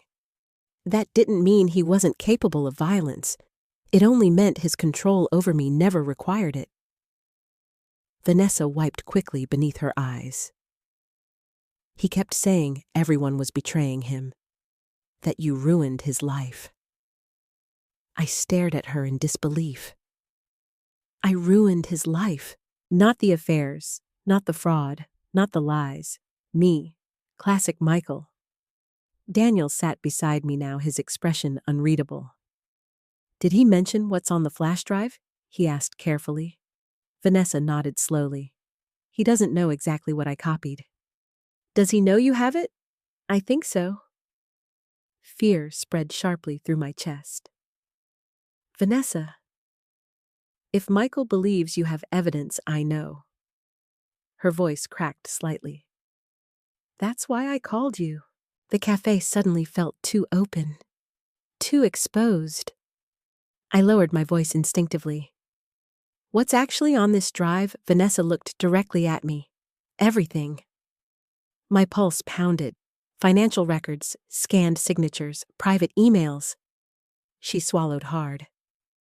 There's even a draft transfer agreement involving your house. Daniel leaned forward immediately. What kind of agreement? Vanessa looked sick, answering. One that would have moved the property into a development holding company. I stared at her. What? She nodded miserably. Michael planned to sell the land eventually. The room spun slightly around me. Sell the land, my mother's money, my home, my memories, everything, without ever telling me. Daniel spoke carefully now. Did the transfer happen? No, Vanessa whispered. Not yet. Relief hit me so hard I nearly cried. Not yet, meaning there was still time. Vanessa looked at me with genuine remorse now. I know you probably think I deserve this. I stared at her quietly. And strangely enough, I didn't. Because sitting across from her now, I finally understood something painful. Michael didn't choose weak women. He created them, slowly, strategically, until they doubted themselves more than him. Vanessa looked down at her bruised arm again. He told me no one would ever believe me over him. My chest tightened sharply, because those words sounded exactly like Michael. And suddenly, I realized something terrifying. He had probably used nearly identical manipulation on both of us. Daniel reached for the flash drive carefully. We need to get this to an attorney immediately. I nodded slowly. Then my phone suddenly buzzed against the table. Michael. All three of us stared at the screen. The ringing seemed unnaturally loud. Finally, it stopped. 1 second later, a text arrived. If you go to the police or a lawyer, I promise you'll regret it.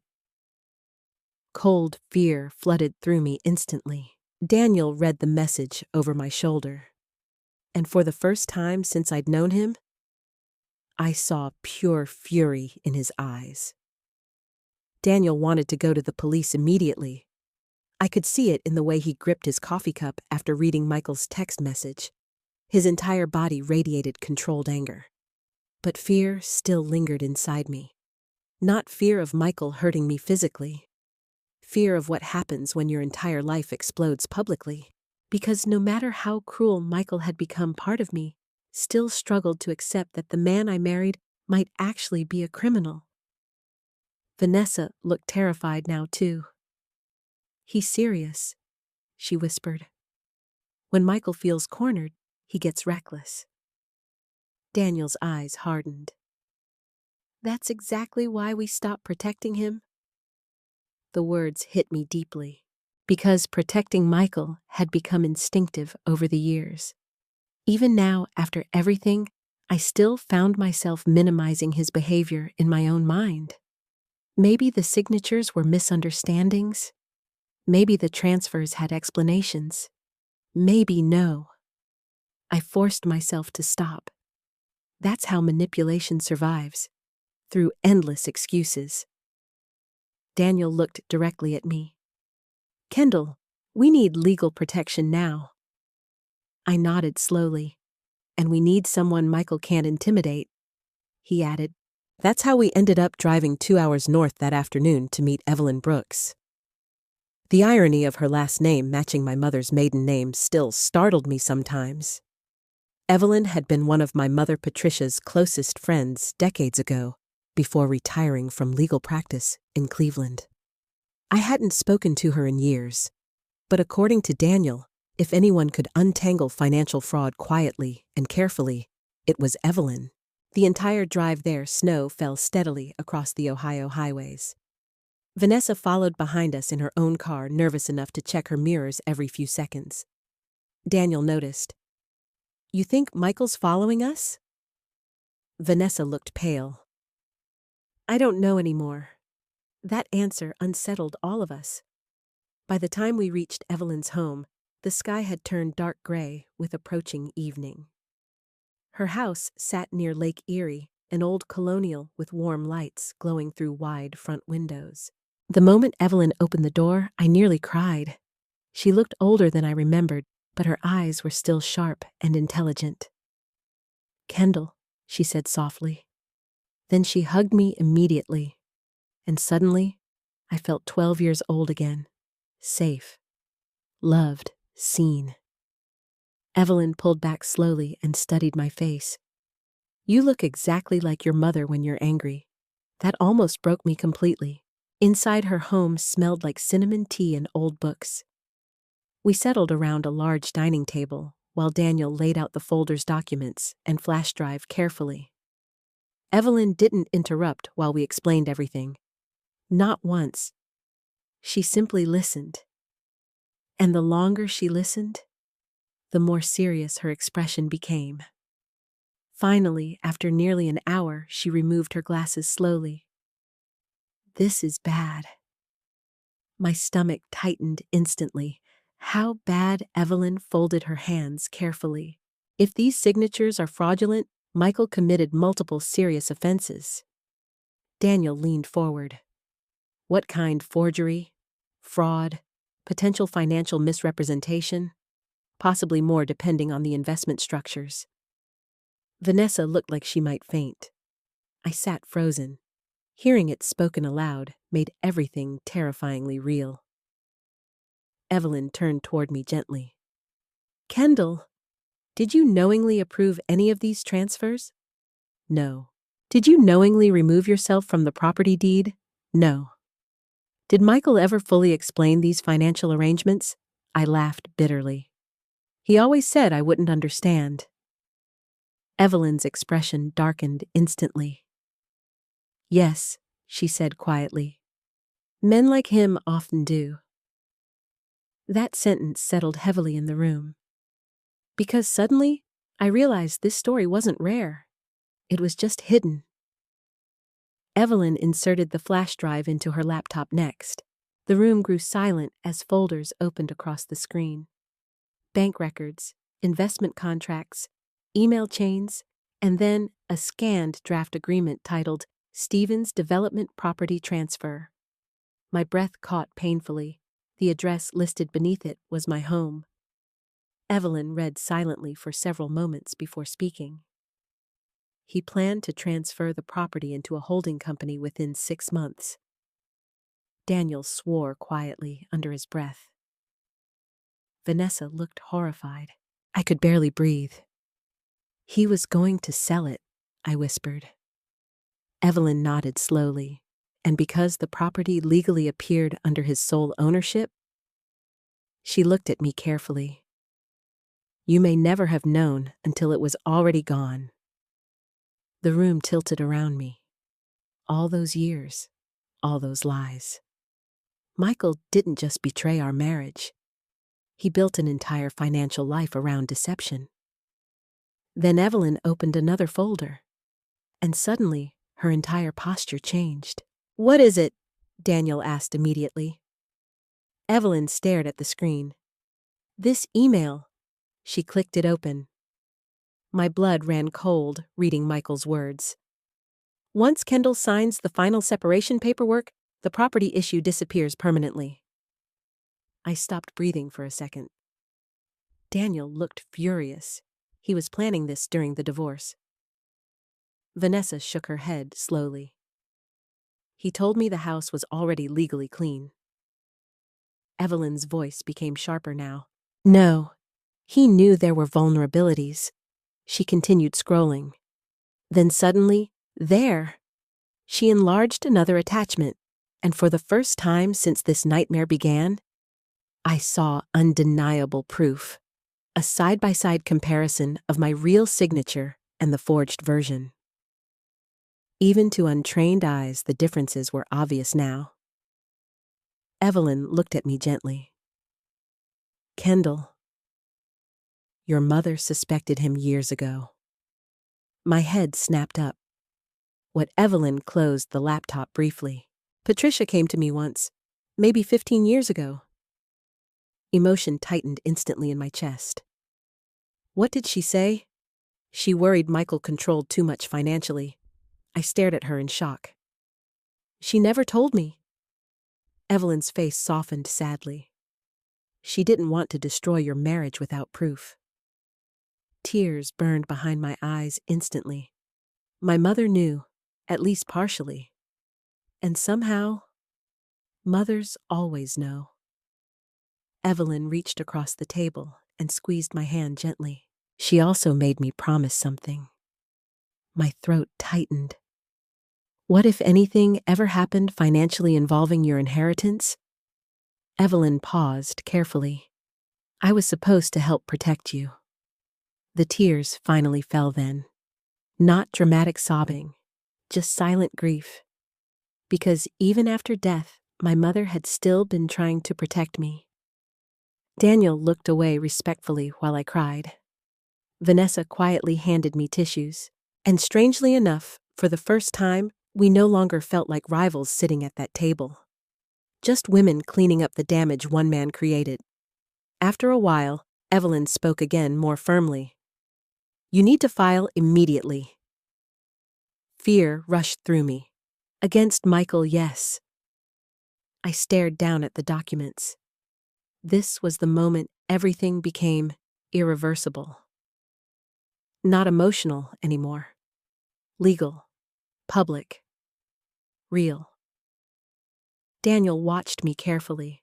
Kendall, he said softly. He's been counting on your silence. I knew he was right. Michael built his entire life assuming I would keep protecting him, keep doubting myself, keep staying quiet. But suddenly, I was tired.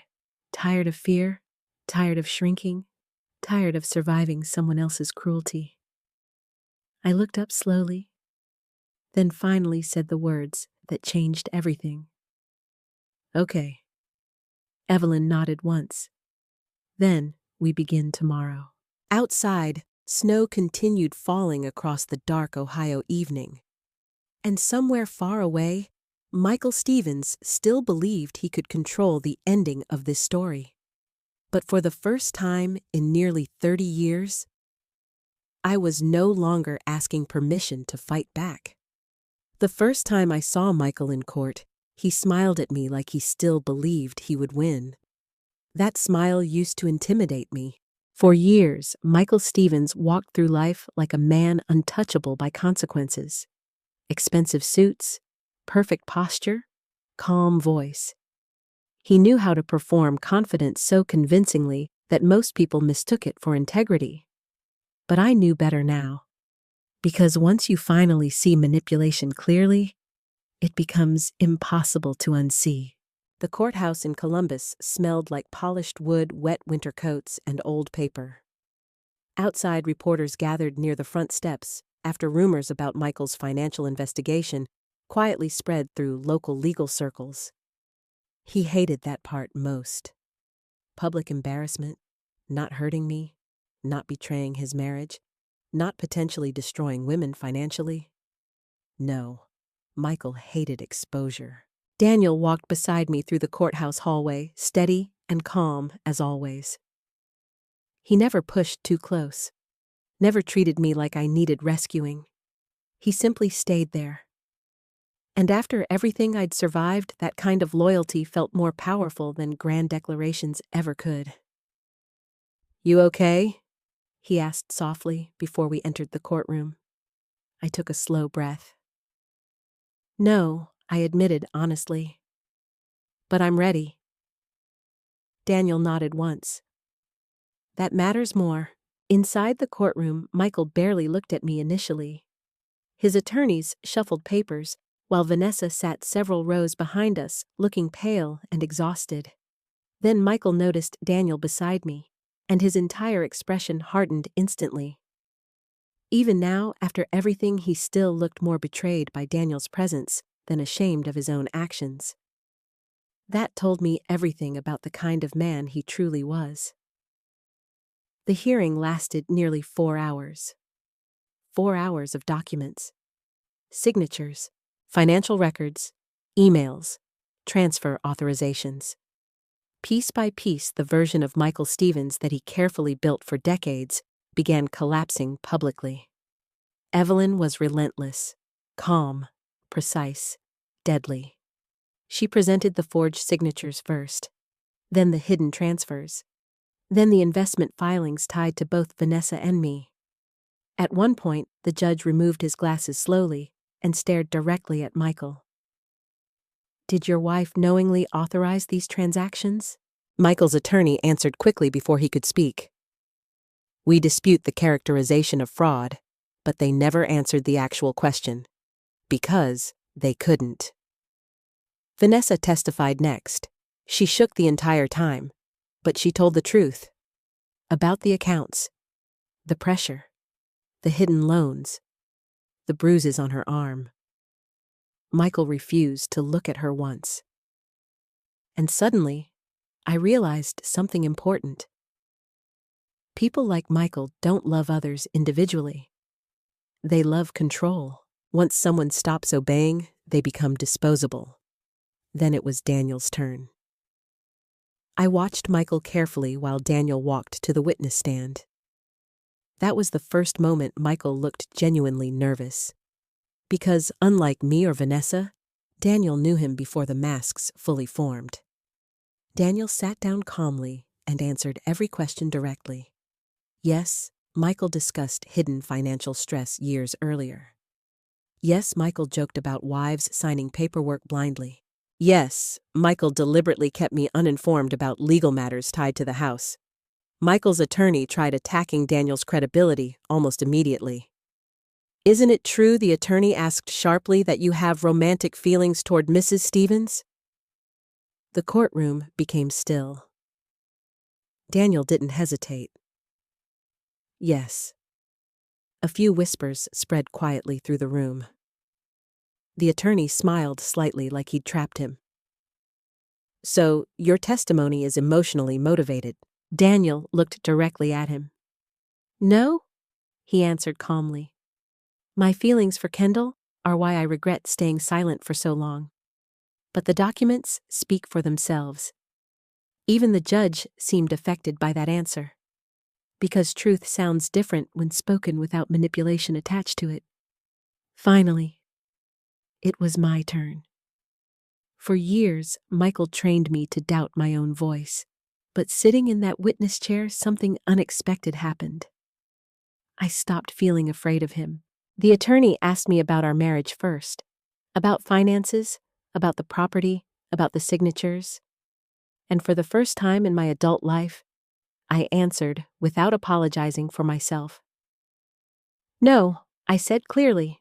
"I did not knowingly remove myself from ownership of my home." "No," I repeated later. "I did not authorize those transfers." And finally, yes. My husband repeatedly told me I wouldn't understand financial matters. Michael stared at me the entire time. Not lovingly, not angrily, almost desperately, like he still couldn't believe I had stopped protecting him. Then, Evelyn presented the final piece of evidence. The email draft. Once Kendall signs the final separation paperwork, The property issue disappears permanently. The silence after it was read aloud felt enormous. The judge looked directly at Michael. And for the first time since this entire nightmare began, I saw uncertainty replace arrogance on my husband's face. By late afternoon, the judge issued temporary emergency protections while the financial investigation expanded formally. The property transfer was frozen. The house could not be sold. The contested financial accounts were locked. And Michael Stevens officially became the subject of a fraud inquiry. Outside the courthouse afterward, snow fell softly across the courthouse steps while reporters shouted questions. Michael exited surrounded by attorneys refusing to look at anyone. For years, he controlled every narrative around him. Now he couldn't control any of them. Daniel stood beside me quietly while cameras flashed. "You okay?" he asked gently. I looked at the falling snow for several seconds before answering. "You know what's strange? What I thought winning would feel happier?" Daniel nodded slowly, like he already understood. "Because this was never really about revenge." "No, it wasn't. It was about survival, about dignity, about finally seeing myself clearly again." A few weeks later, I returned to the house alone for the first time. Legally, the situation still wasn't completely resolved. But Evelyn secured temporary rights, allowing me back into the property while the investigation continued. The house felt different now, quieter, smaller somehow. I walked slowly through each room, touching familiar surfaces, like I was meeting my own life again for the first time. The kitchen, the staircase, the dining room where Michael once told me nobody would ever love me again. I stood there for a long moment, remembering how shattered I felt that night. And suddenly, I realized something powerful. His words only controlled me because I believed them, but they were never truth, just cruelty. A few days later, Daniel came by carrying takeout containers from my favorite Italian restaurant. We ate quietly in the kitchen while soft music played in the background. Peaceful, simple, real. After dinner, Daniel looked unusually nervous. "There's something I need to say." I smiled faintly. "That sounds dangerous." He laughed softly, then grew serious again. "Kendall, I meant what I said at the diner." Emotion tightened gently in my chest. "I know." Daniel looked down briefly before meeting my eyes again. "I don't want to rescue you." The honesty of that sentence made me still. "I want to stand beside you, if you'll let me. No pressure, no control, no ownership, just love offered freely. And after everything I survived, that felt almost sacred." I reached across the table slowly and took his hand. I spent years believing love meant shrinking myself for someone else, I whispered. Daniel squeezed my hand gently. "You'll never have to do that with me." Tears filled my eyes instantly. Not from sadness this time. Relief, hope, healing. And in that quiet kitchen, after months of betrayal and fear and humiliation, I finally understood something Michael never wanted me to learn. A woman does not become unlovable because she grows older. Sometimes, she simply becomes harder to control. If there's one thing I learned through all of this, it's that emotional abuse doesn't always leave bruises people can see. Sometimes it sounds like criticism, silence, humiliation, control disguised as protection. And little by little, it can convince even the strongest woman that she's no longer worthy of love. But that is never the truth. No matter your age, your heartbreak, your past, or the lies someone told you, your value does not disappear because another person failed to appreciate it. Please remember that. And if this story touched your heart, let me know in the comments. Have you ever had to rebuild yourself after someone made you feel small? Don't forget to like and subscribe for more emotional stories like this one. And tell me where you're watching from and what time it is there right now. I truly read every comment.